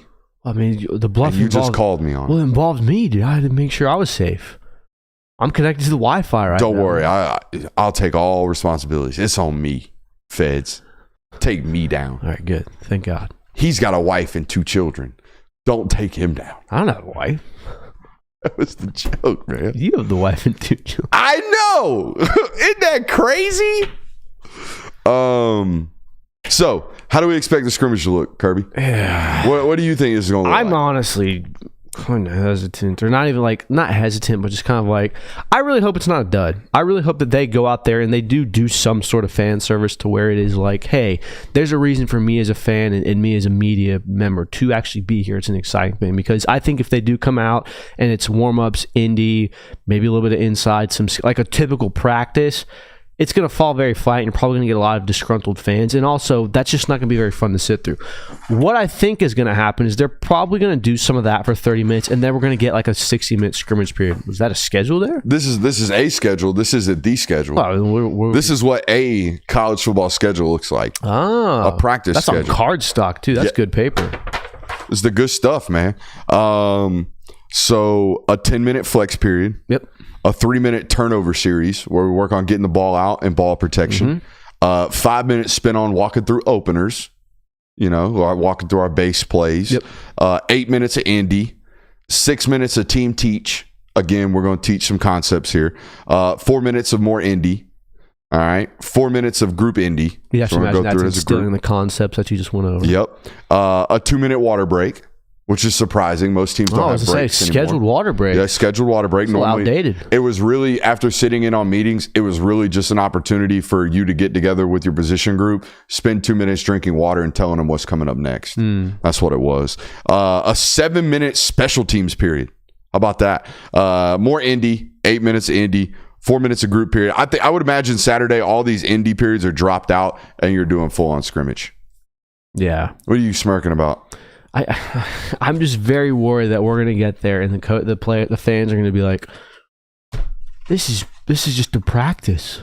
Yeah. And the funniest part about it is going to be, this is what you've wanted to see your entire. And I kind of can see Kirby Smart being like very passive aggressive in the post game presser, being like, well, this is what fans and everyone's trying to get inside info for. We gave it to you, and now everyone's complaining. I could totally see Kirby doing that. So. I think it's going to be kind of just a 60-minute scrimmage at the end of normal practice schedule. I wouldn't even be surprised if they even do. Like, when I was in college, our spring game looked a lot like this, which I think you're going to see a flex period where they go out and they stretch together. I think you're going to see 10 minutes of indies. I think you're going to see one-on-ones, 7-on-7 during one-on-ones, and then scrimmage for, like I said, 12 periods. Maybe an hour of scrimmage with breaks in between. And it'll be situational scrimmaging as well, right? There'll be a third long period put in there, second down period, goal line period. There'll be stuff like that. How long do you think they go for? 90 minutes? I bet there's actual action on Saturday for less than 90 minutes. I mean, this isn't a super healthy and deep football team right now either. When we went through the depth chart the other day, they have one every down defensive end, Justin Green. Yep. And Quintavious Johnson's now playing defensive end too, and splitting and some reps seemingly there. playing very well. And playing well. But said you cannot lose him. But like in August, Justin Green's not going to be playing snaps for the University of Georgia. Gabe Harris is. You know what I mean? So it's interesting. I have no idea what we're going to be allowed to. I text sources before the show. What are we going to be able to do with video? Am I actually going to be able to take video out here? Because if you're not putting it on television, it would make sense that I'm not allowed to shoot video of it. So I don't know what we got going on. No game day event for us. We're going to show up, cover it, get out of there. The walk home's going to be, or the walk from the stadium's going to be interesting. Why is that? Our final thoughts walk. Oh, yeah. Walk and talk. Because usually there's a big hit. Well, usually there's something to talk about, but this is a glorified practice, I think. I'm sure we'll talk about some wow guys, players that balled. Yeah. So who do we expect to ball? Who do we expect to ball? I'm going to go ahead and say both quarterbacks are going to have really good. Are going to look really good. They're going to do that intentionally. Like I said, kind of with Alabama, where Kirby Smart's going to want to manufacture this, and you also want to get people feeling good about your quarterback situation. If you feel good about the quarterback situation, most of the time you feel good about your team. So I'm going to say Gunnar Stock and Ryan Puglisi are going to ball. There's going to be, I don't know who it is. We never do. There's going to be one pass catcher somewhere that just goes, my God, there's the 1,000-yard receiver. We found him. Shout out London Humphreys. Oh, I like that. That's a good pull. That's a great G-Day guy to go off. I hope London Humphreys. I hope it isn't though, because I bought stock in London spring. Humphreys for the 2025 season. It's had a really good spring. There's going to be a linebacker that kind of just has a freak day. CJ Allen was this last year. Yeah. We saw this a couple years ago with, I believe, Raylan Wilson had a really, really good day one day. I just remember CJ Allen looking like Roquan last year in the spring. Mm-hmm. I mean, that interception that he had that's on my home screen is where he's like upside down and he makes a pick. Crazy play. But nonetheless. Insane. I don't have specific names I think are going to ball, but I know that there are certain areas of players that are going to be absolutely killer. You know my boy Bobo going to ball. I will say this before you do that. There's going to be either Ellis Robinson or DeMello Jones that has a interception or makes a big play, and fans go, he needs to start. Chat saying Colt Spear season. That's a G-Day It's a name. great That's pull. a G-Day pull. That's into our next segment of You know what I calling forgot our about shot on last year, lesser too? knowns. We deemed, Dominic Lovett as the winner. Jake Pope won spring game. Jake Pope with the Hornets nest. The Hornets nest. The Jake Hornets Pope nest was won out here spring game balling. last year. Shout out UNLV. Yeah, they got him one. They got him one. That's a Mountain West safety if I've ever seen one. Hell yeah. The Hornets nest was going crazy last spring. All right, so some guys that I actually think are going to ball. I think you hit on it. I think every linebacker is going to ball. I think every linebacker is going to look crazy good. KJ Bolden going to have a good spring game. One of those safeties is going to ascend and kind of set themselves. Have to. Coming out of spring game, you would imagine. At least first time we've seen them all in actual action. So I'm excited to see that. Call our shot on players that are lesser known right now, Kirby, that will pop on G-Day. Chad already hit on some good ones right there. London Humphreys, a good name here. Cole Spear, a good name here. Bo Walker getting plenty of love this spring. Mm-hmm. Though normally, we very rarely do we get 6 straight weeks of people saying Bo Walker's the next Todd Gurley and then him immediately stamped in the spring game. Normally, they kind of like to throw some water on that fire. I think a guy like Dwight Phillips could also be like, hey, wait a minute. That's that guy that had that touchdown against Florida. Wait, he's so fast. He gets around the edge. I feel like there's going to be, because there's going to be bust on the defensive side. Dwight Phillips. Dude's busted. Yeah, dude's busting. Dwight Phillips might get the edge on a play there and go for 80 yards, and people are going to be like, holy shit, that might be a guy. Yeah, it's a good – I mean, I think he's going to be a guy this year anyways. I had a bunch of buddies that were at the coaches clinic, and Georgia does a really good job at that coaches clinic, allows those high school coaches to kind of sit in on meetings and basically do what I've done at these other programs and kind of spend 2 days with them. And apparently in all of those meetings, Bobo was raving about Dwight Phillips Jr. and the amount of different things that they're going to be able to do with him this year. So that's exciting. Hope to get to see that this weekend.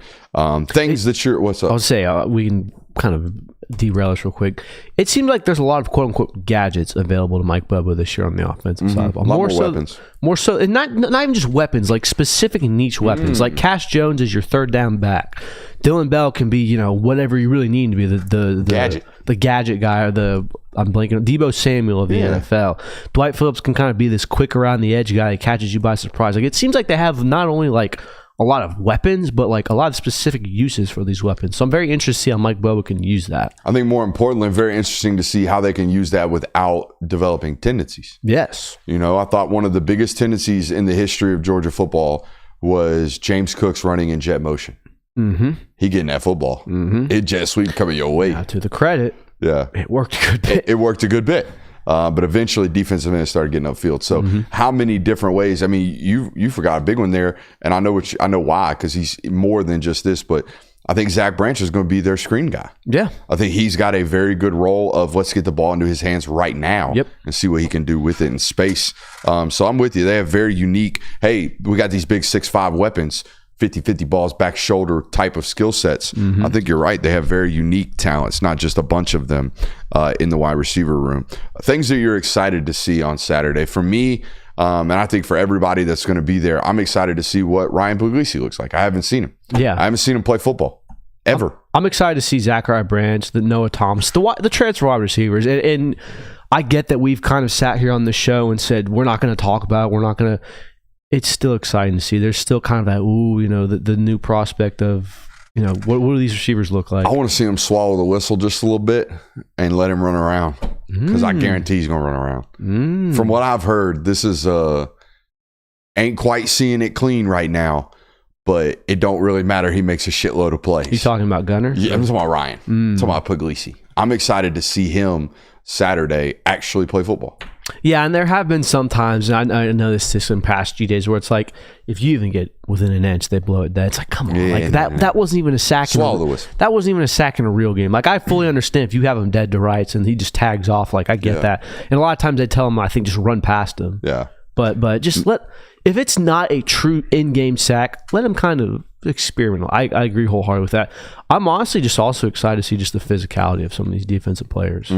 We have been, kind of starved of seeing actual contact. You want to see some banging and clanging. Actual players going to the ground since January of 2025. I mean, we're 4 months almost away from being able to see like actual players getting hit.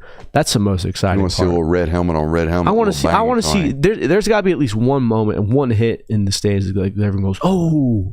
I want to see that. That's got me excited. I ain't even gonna act like that kind of football guy that just loved contact. I love me some contact, Petey. I never did. I not even that first one. That first one in practice. I was never guy in the background. I was like, cool, CTE, awesome. There were some. I felt great. Yeah, there are some hits where you're like, I feel bad for them. But if they pop up, you're like, let's go. Yeah. There's like that half second where you're like, is he gonna get up? And then they get up, and you're like, Do we need to explain thud speed? Because I guarantee there's a thud. We need to explain thud speed. All right, so thud speed. We got Epic Pen ready? We do.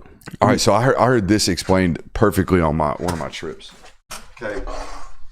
Now, if we're thudding up, okay, we are meeting helmet to helmet. We are going perfect form fit, tackle, and we are keeping the ball carrier up off of the ground. We're staying on our feet in tackling. Now, this is a great way of describing this, I heard. All right, so we're going to talk about the vector. All right, if I'm within the 45-degree vector, if I'm a defender and the ball carrier is running at me and I'm anywhere in this angle or vicinity and I can catch him clean, all right, we're going to thud that guy up. If I am outside of this vector, right, if I'm outside of this 45-degree vector, I need to tag off on that guy. The last thing I want to do in thud speed is hit a ball carrier at a 90-degree angle and throw him off of his track. That's how soft tissue injuries happen. That's how ankles get rolled up on. That's how people get rolled up on entirely, okay? So that is thud speed. If you're out there Saturday, if you're watching the Ohio State scrimmage game this weekend, you're going to see thud speed, okay? You're going to see guys tagging off. You're going to see guys thudding up and meeting guys in the hole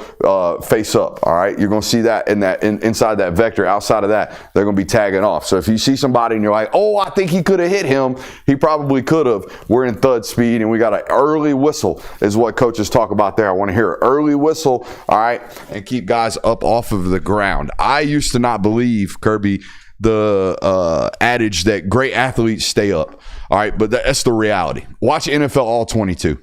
Tell me how many offensive linemen and defensive linemen are on their face. The answer is very few. Okay, very few, because the premier athletes in this sport, they stay up on their feet. So that's what thud speed is. You're going to see that on Saturday. Players we're excited to see. We just went. Already did. Things we're excited to see.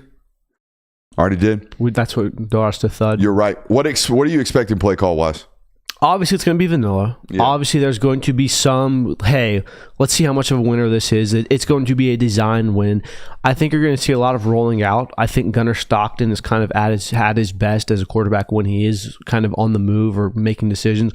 Saw a lot of that in the Texas game against in the SEC championship, where necessarily it's not stand in the pocket and make reads. It's let's get a little mobile here, maybe half field reads. I think that's probably what you're going to see. I don't think you're going to see a lot of running the football. I think the main purpose. That's what I was going to talk about. I think the main purpose of these types of G-Day scrimmages, and we talked about it last year, there have been games in the past. I think Carson Beck threw the ball 30 times last spring game. And he Kirby, I think they took 97 offensive snaps last year, or snaps in general last year. I think they threw it 70 of the 97. Yeah, I think it's going to be like a gross overall. Oh, Georgia's going to air it out this year. No. You're more likely to get injured running the football. Yep. There's more contact inside. There's more things that can go wrong. I think if you do a normal pass pros and just like, hey, one, let's get our offensive line to work as many pass sets as possible and see as many simulated pressures. Two, let's give our wide receivers opportunities to get open in live game action. Three, let's give our quarterbacks the opportunity to read a defense and kind of go through their progressions. Offensively, running the football, while it's not easy per se, it's a lot less complex than a passing game instance. So I think that you're going to see a lot of passing the ball in this game. Absolutely. I expect the same thing. Be interesting to see who's calling plays. You think, because I mean, if they do a two-set, split like squads. who's gonna? You'd have to imagine it goes Bobo and Hartley. Yeah. It'll be Bobo and Hartley. Yeah. If two people are calling plays, Bobo will call one team, Hartley will call the other. Do you think they'll ever alternate? Like, all right, your team B. I got this squad, you got this squad. Yeah, then we'll switch it. I don't know. I know what was really confusing when you go to these places and they're two-spotting, meaning we got a full 22 scrimmage going over here and a full 22 scrimmage going over here. Obviously, the coaches are practicing with the intercoms in the headsets.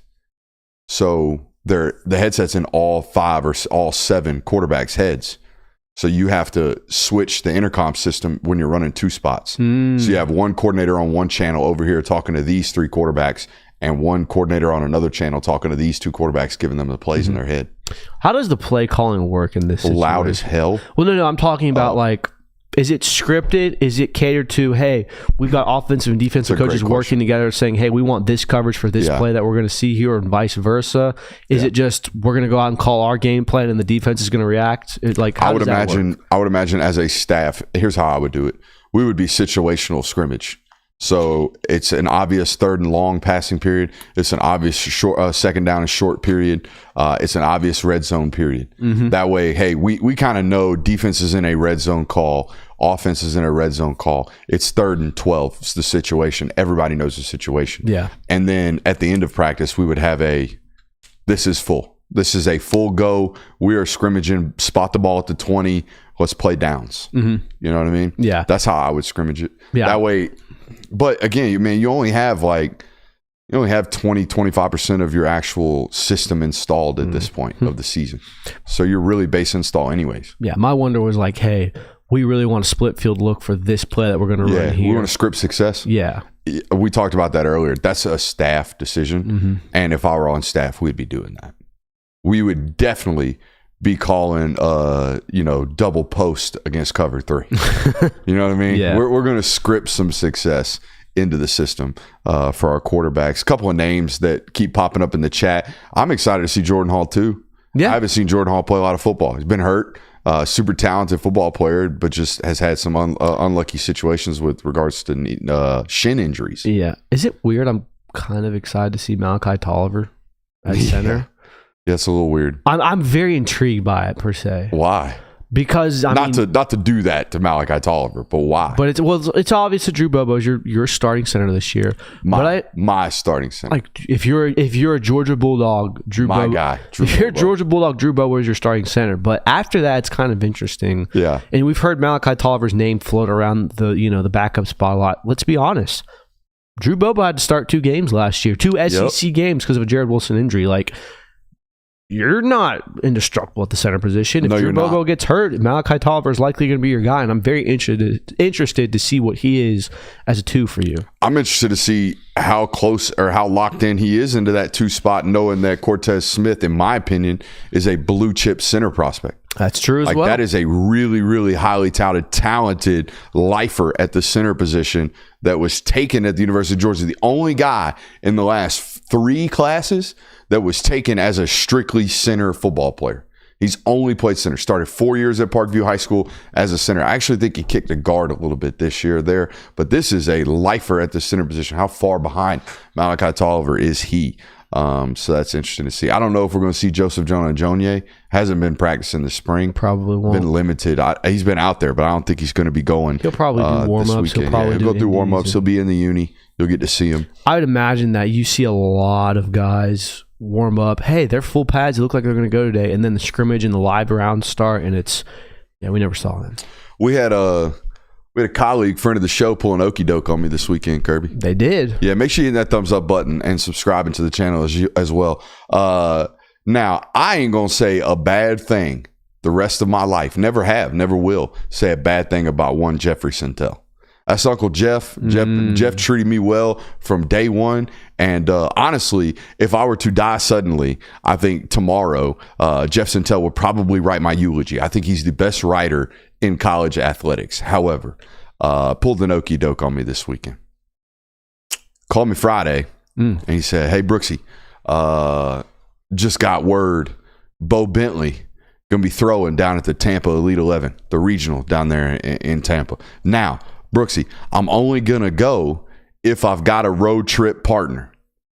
And I said, well, Jeff, man, like, I've been traveling like a crazy dude the last several weeks, and I got more traveling coming up at the end of the month. A sudden trip down to Tampa, not really my bag right now. My wife would probably kill me. It's a good thing I didn't go because my son had a soccer game Saturday and he scored a goal. It was, Hell yeah. I mean, basically it was like a celebrity after the game. Had parents coming up to him and saying, hey, number 2, great job today. Hell and yeah, Carter's dude. like, what in the hell's going on? My boy's a baller. So I got to see that. I got to coach that up. Got to cheer about that on the sideline. Don't regret not seeing Bo Bentley at Tampa. However, I wake up Saturday and I look on the tweeter machine, and guess who's down in Tampa watching Bo Bentley rip it? Jeff Sintel. Jeff Sintel. Uncle Jeff pulled an okie doke on me. Said, I'm not going if you're not going. I said, I'm not going. And then he went. What the hell is that? He probably, there were probably other decisions and wins. Let's give Uncle Jeff the benefit of the doubt. Let's give Uncle Jeff the benefit of the doubt. He's one of the few that it's like, he probably didn't mean to. And, Cox Media budget ain't hurting. A $900 sudden flight to Tampa, probably not a problem. True. So either way, we got a great story, as usual, from Jeffrey Sintel down there at the Elite 11. Apparently, Bo Bentley has a nickname. Christian? So, Bo Bentley, obviously the name Bo. B-O-W-E. Yes, B-O-W-E. Sintel was talking with Bo Bentley, kind of, just about the ins and outs of his name. It very much read like he was the only one at this event, and he had like one-on-one time with No, that's Jeff. That's Jeff. That's why you write my eulogy. Jeff knows how each individual prospect ties their shoes. I was trying to kind of hype up like, hey, he's the only one there. He got the exclusive access. Either way, it basically comes down to it that his parents took a strong liking to the name of former heavyweight champion boxer Riddick Bowe. It's ultimately led to his nickname becoming Bobo. Bobo. Which, of course, is an infamous name amongst Georgia Bulldogs fans. Mike Bobo is the offensive coordinator at the University of Georgia. There's plenty of people that have their opinions on him. We've already stated our reasonings and our support for him on this show. But basically, the tie of Bo Bentley, Bobo, Mike Bobo is kind of interesting. The other thing that got really interesting about it was that they have a brother, or Bo Bentley has a brother whose name is JoJo? That'd be kind of interesting. Bobo and JoJo? He has a brother whose name is Gunnar. Now, Gunnar, not ER. Gunnar. So it's not Gunnar Stockton, it's Gunnar. It's still pronounced the same, but it is kind of just an interesting coincidence of, hey, here's this Texas quarterback that Georgia's recruiting pretty heavy. His nickname's Bobo. His brother's name is Gunnar. Kind of one of those stars aligning moment, if you will. And obviously Georgia's heavily in the Jared Curtis sweepstakes, and you have to assume if Jared Curtis commits, that will be the quarterback they take in 2026. But it does kind of give you that feeling of, maybe it's quote unquote destiny for Bo Bentley to be a Georgia Bulldog. Now, not that you have to be an Elite 11 finalist to be a great quarterback in college football. Is it concerning to you that Bo Bentley did not get a regional invite, or the invite from the regional in Tampa? I hate to do this because it feels kind of rude to do, but I don't think the Elite 11 is what it once was. And yeah, the most talented quarterbacks go out there, and yeah, getting an invite there is prestigious, and it's probably not great to not get an invite, but it feels like more than ever, like Jared Curtis skipped it this year. Yeah. Like there's a lot of big name guys that are kind of just saying, we don't even need this right now. We're not going to do this. So, I mean, there's guys that didn't get NFL Combine invites that we're almost certain will be drafted this year. So I don't think it's necessarily bad. It doesn't help his case in any way, but it doesn't raise a red flag to me and go, ooh, he didn't get an Elite 11 invite. He might not be as good as we think he is. So not to give you the full industry rundown in the Elite 11, but it's Monday in April. So what else do we got to do? So the peak of the Elite 11, for a fact, this is not just my opinion, this is the industry's opinion. The peak of the Elite 11 was the Trevor Lawrence, Justin Fields year. Yes. Okay, that also happens to coincide with the last year that the finals was actually held out at the Nike facility in Oregon. Okay, back in the day, this event was all about merchandise. It had very little to do about actual scouting, but the merchandise brought in the most talented players So they got all the free stuff in the world that they possibly wanted. So they got all the invites in the world that they possibly wanted. Dude. You would go out there to the Elite 11. Sorry to cut you off, but it was paired up with the opening. And the opening invited the top 200 players in the world to come out there and actually practice in pads and like really, really work.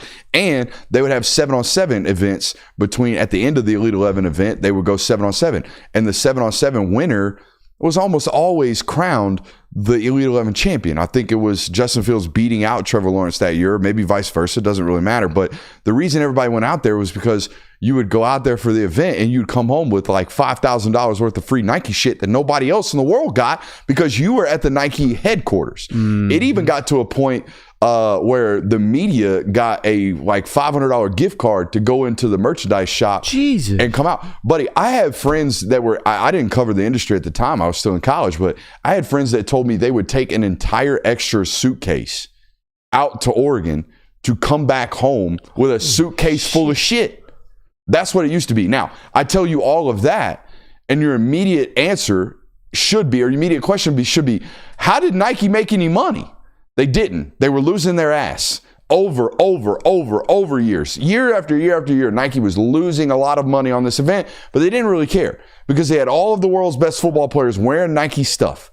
And then they realized after 6 or 7 years that once these guys get to the league, it don't serve us no good. It serves us no good to have an immediate tie with these kids when they're 17 years old because we ain't selling football merch anyways. It's not like it is in basketball. If you get the top AAU basketball player at 14 years old and his name's LeBron James, maybe you make an entire shoe catalog off of his 20-year NBA career. It doesn't happen that way with professional football. So Nike started to limit the amount of money that they put into the event. You combine that with COVID, and now we've got a nightmare situation. All right. I will say this about this event. They're starting to pair it with a coinciding camp called the All-22 camp that is trying to get better players out there. So when I went to the event the last several years, there were the nation's best quarterbacks and then 12 wide receivers that were from the area, literally like the area of Carrollton or the area of Gainesville. And those poor kids ran 150 routes that day and were damn near dead at the end of the day. Nowadays, you go out there, they're actually doing one-on-ones. They got DBs out there. They got a plethora of wide receivers. The event is getting more money put into it, Kirby, and it is going back upwards. But I'm with you. I mean, this year, it was me, it was Ben Woke, and it was Jeffrey Sintel. It was the only media people there.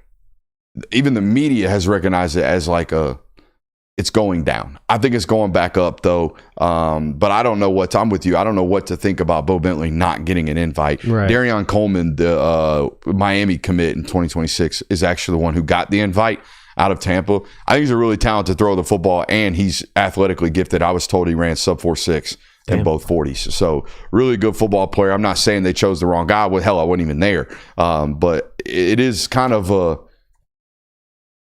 didn't compete in the Austin Regional. They gave it to Diabell and the kid committed to Houston. That's a 5-star, the Henderson kid. Yeah. So I don't know if he would have gotten Diabell's a 5-star. The Henderson kid's a 5-star. I don't even know if he would have gotten an invite out of Austin. He doesn't get it out of Tampa. I don't know if he's going to be a late addition to the class.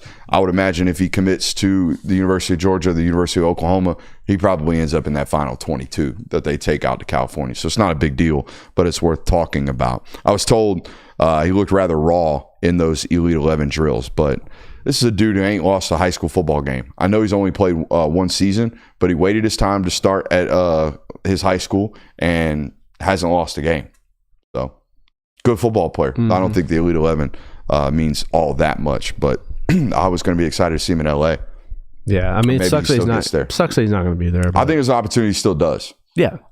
They always give late invites to guys that didn't get the invite the day of the camp. So there's that. I do think it is kind of interesting, Kirby, how at least our fan base and our listenership, I shouldn't call them fan base, our listening audience seems to be a little side choosy, if you will, on this Bo Bentley, Jared Curtis recruitment story. I think people have already made up their mind that they want one or the other.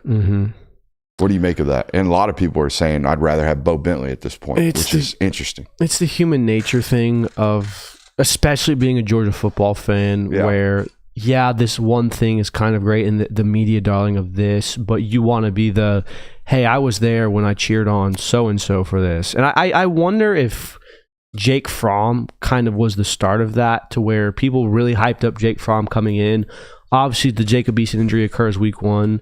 But then again, you go back to it, DJ Shockley was the same way. There was a guy underneath Aaron Murray, I think his first name was Christian, I remember that people were like, yeah, Aaron Murray's good, but wait till this guy gets a chance. So there's been some infatuation with the second guy as Taylor's oldest time. As long as I've been alive as a Georgia Bulldog fan, there's always kind of been this.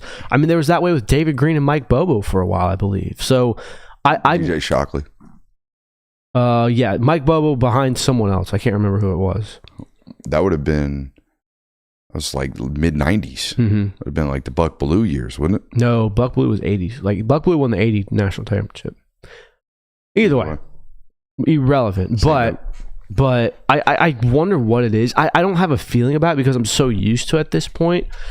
I'll say this. I trust whatever decision the Georgia staff is going to go with. I'd imagine that they're very high on both of these guys. Either one, I'm not going to complain about getting. I do think that just from an outside standpoint, Jared Curtis has probably raised a couple red flags from, the recruitment process of, the Corvette and things like that, where you're a Georgia fan, you just got off of a Lamborghini driving quarterback where the season didn't go very well and he kind of left you at the altar at the end of the season.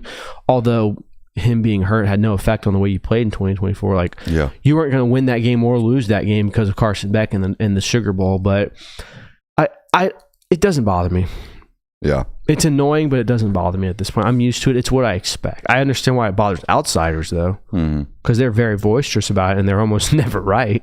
Let's stick with the recruiting storylines. Gentavious Wyman, defensive back out of Jonesboro High School, flipped this weekend from the University of Georgia to Miami. He was the longest standing commit in 2026. In fact, Kirby, when I wrote the article about his decommitment yesterday, I pulled up his original commitment article to the University of Georgia back in July of 2024. So it's been a last summer. At the time, he was the second and only commit in the class behind Jared Curtis. Obviously, Jared Curtis has since decommitted and will be choosing between Georgia and Oregon on May 5th, which is rapidly approaching, it feels like. Little story on this, a little intel on this. I remember when he committed to the University of Georgia back in July, because it caught me off guard. Not that I get a heads up on everything that happens with regards to recruiting, but normally we've got a pretty good detailed process about, hey, this might be coming, prepare for this, yada, yada, yada. I was going to say, I remember this dropping, us being like, oh, we pull off to the side of the road, we got to hit this. Yeah. And then we hit the article, and not that this is 100% truth. However, the Go Dogs tweet from Kirby Smart means that it's confirmation of the commitment. Because what happens normally is a kid calls the school and says, hey, I'm ready to commit to the University of Georgia. And the coach either says, that's great, let me tell the staff, or hold on that. We're not ready for you to commit yet. You're not a green lit prospect for us.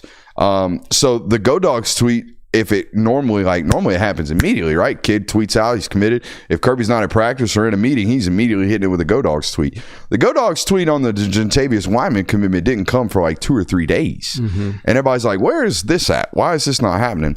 And my impressions and my sourcing on this was Gentavious Wyman's original commitment kind of caught the University of Georgia off guard, but it was one of those situations where you're a good enough player in the state. We like you. We're probably going to end up taking you anyways.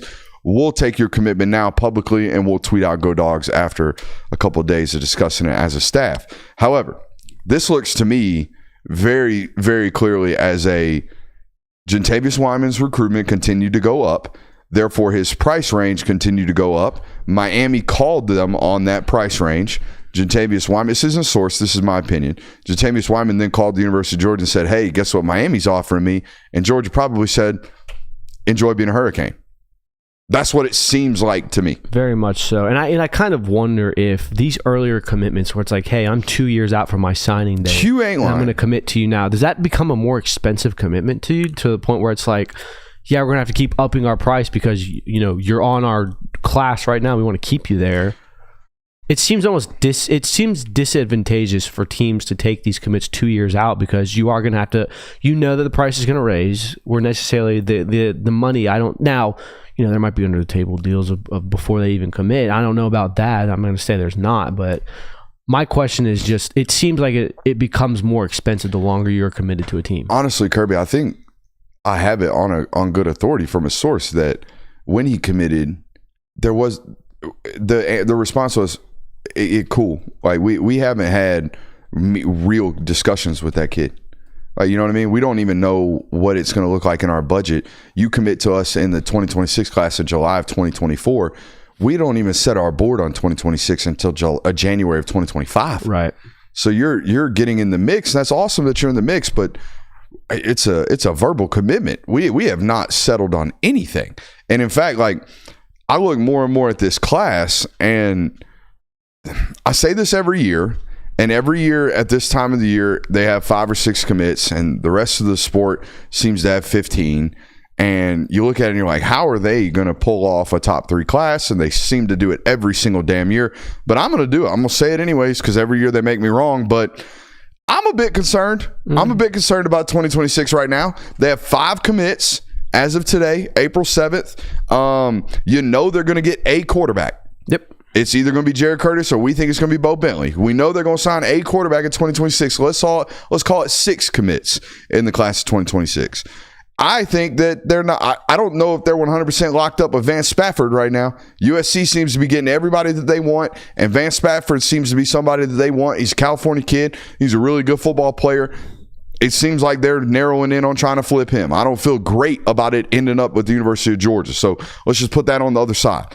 Then you look at the offensive line recruitment. We know they just got cut out of the Iheanacho recruitment out of the kid out of Maryland, the DMV. Yep. He might end up in Maryland. He might end up at an SEC school. Who knows with what's going on with Iheanacho. We know the Jackson Cantwell recruitment is getting really, really expensive. Also, no one seems to lead in that one here in April.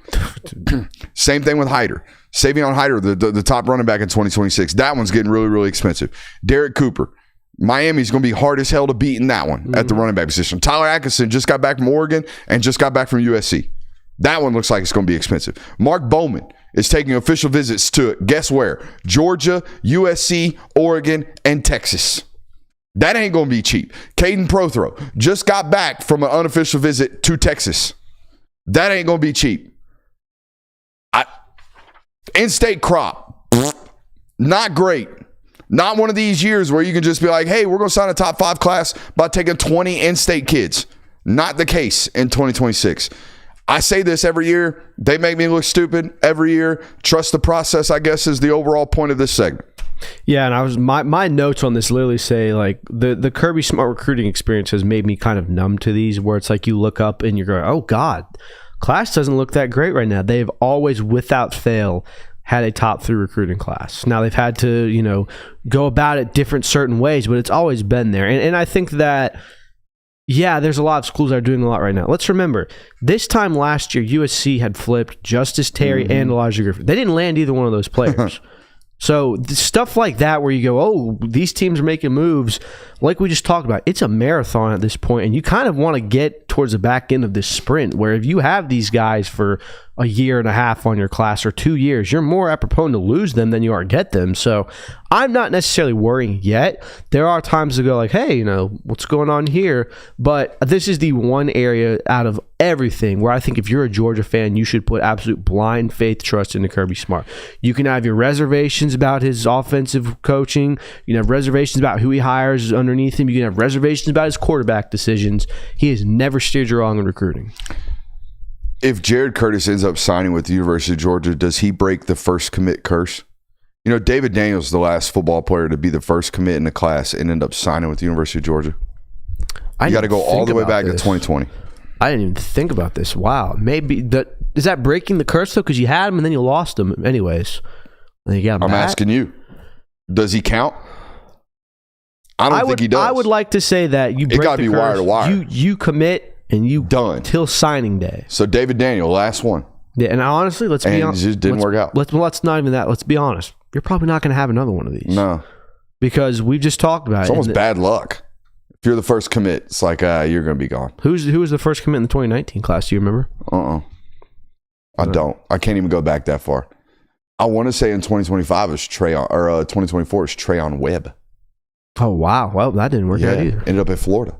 So, yeah, these things don't pan out very well. What does pan out very well and gives us just a plethora of great topics is that damn wheel. The wheel. All right, so get that wheel up on that board and let's go spin that damn wheel.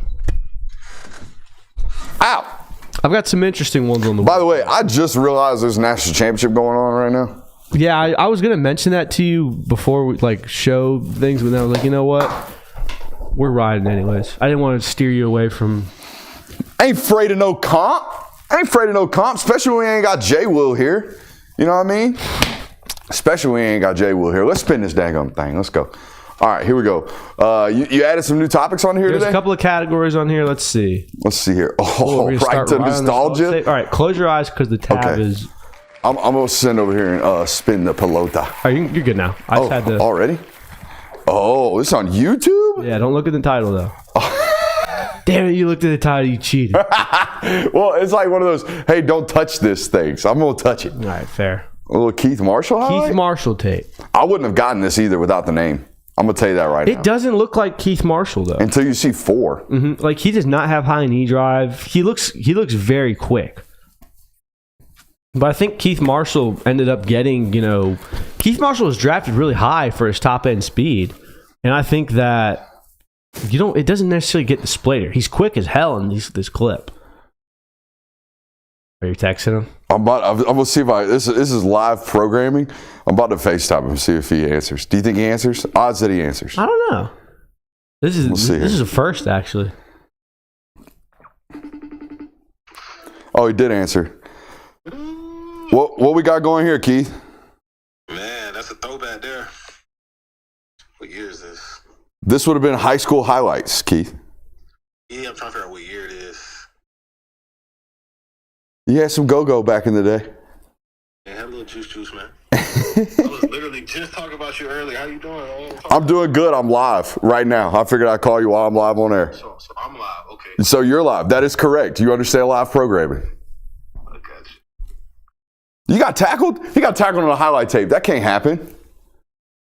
I got tackled a whole bunch of high school. We weren't that good. How heavy were the boxes, Keith? We really did. We had a good quarterback my sophomore and junior year, so they were lighter. But my senior year, they would literally put damn near 10 people in the box. All right, bud. I'll call you later. All right, bro.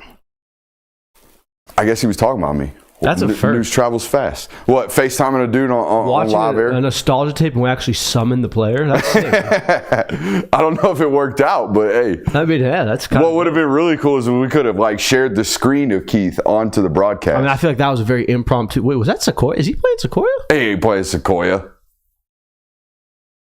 Also, that's a Blue Rams helmet right there. I mean, the tape is kind of... 1995-ish. Is what it feels like. This is 2011. Let's not. I know, but let's not unkify Keith too much. Unkify. That's a crazy word. Oh, he did get tackled a lot though. He did get tackled a lot. I mean, look how many second level players you gotta get. I mean, right. It's like 12 guys as soon as he breaks the line. Like, dude, come on. I mean, look how heavy those boxes are. I mean, yeah, I don't blame him. I don't blame him either. Especially, wasn't he a 10-4 guy? He was in high fast school? as hell. I think he's the first guy I remember. This could be the one. This is the first guy I remember where we started talking about track numbers. And from now on, today, if you're a skill player and you don't run track, SEC programs think you are slow. You may be fast, but they think you're slow. That's why you don't run track. If you were fast, you'd go out there and run. That's what they all believe. Or you're playing baseball, or you have a reason to not run track. But if you're not running track nowadays, everyone just assumes you're slow. And this was the first football player I remember where they were like, guys, he's a 10-4 in the 100. It's like, what? I'm not gonna lie, I was very young at the time of the Keith Marshall recruitment, so I didn't really hear the hype of track times and stuff. Yeah. I just remember it was, him and this Todd Gurley guy are really, really, really hyped up. By the way, I wonder how much Athlete Vault got from high school athletes. There were so many of these back in the day where it was like, hey, have your mom pay me X amount of dollars and I'll make you a cut up. Did Huddle just swallow them all, or they just dried out of business? Oh, yeah. Huddle started when I was like a freshman or sophomore in high school back in like 08, 09, and just swallowed the entire market. They have it wholly. Yeah, so there's that. Spin again? Yeah, let's spin one more. We got some time. Here we go. Let's see what we got. Player you have the most faith in 2025. Give me. I've been loving on Drew Bobo too much. I have faith that he's going to be a great center at the University of Georgia. I'm getting David Andrews vibes already. David Andrews is a great call. Already, and he'll never be drafted like that. He'll never be like David Andrews wasn't, but he'll never be drafted like a future Hall of Famer. When people hear that comp, they're going to be like, oh my God, he thinks the guy's a future Hall of Famer.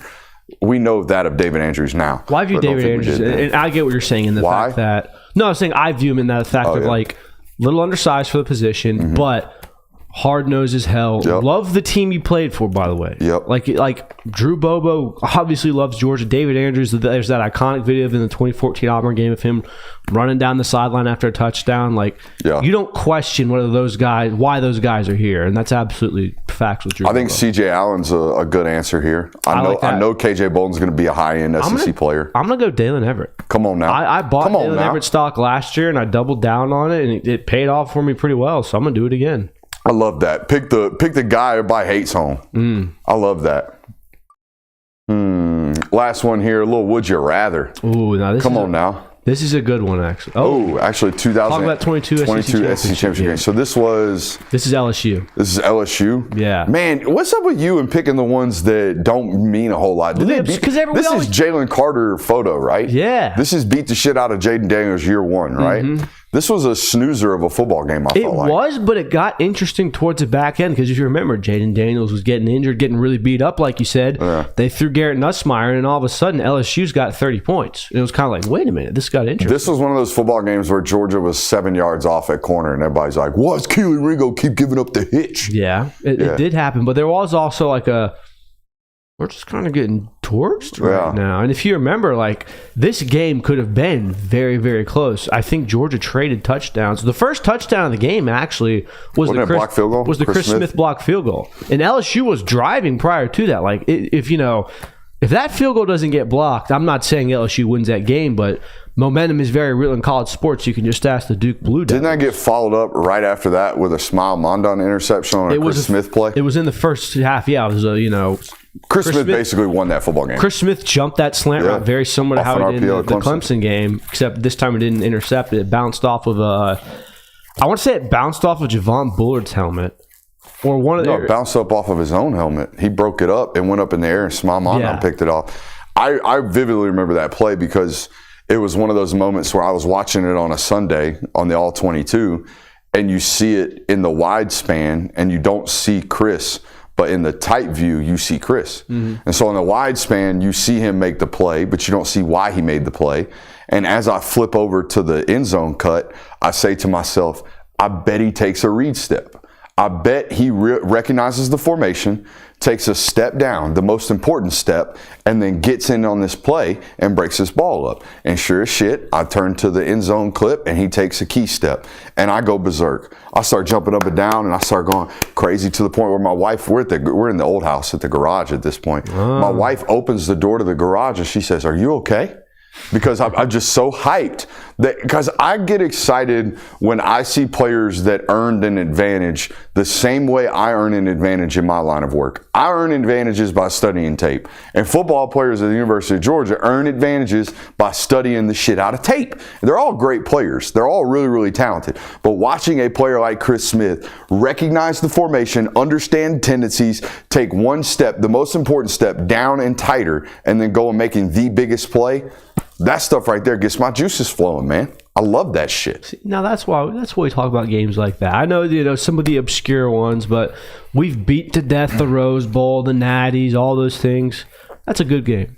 And the idea that they had coached up the field goal block.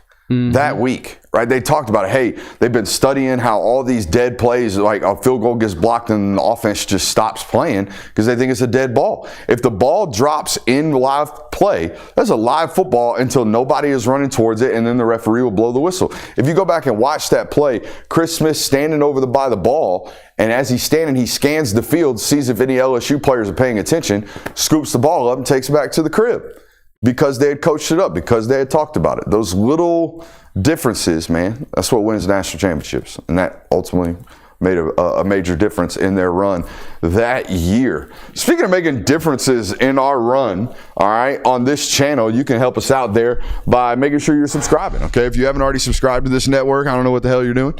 If you haven't reached out to your best friend that also loves sports and says, hey, I know you're a such and such fan, or I know you're a such and such fan, but there's this YouTube channel that covers college football better than anybody else. Send them our way, okay? It is very clear to me that the YouTube algorithm is not just we're not going to wake up one day and have 150,000 subscribers, okay? We're going to have to earn that thing through the word of mouth from you guys as an audience base. So if you like this place, if you take pride in loving on this network, go tell a friend tomorrow. Appreciate y'all for being here.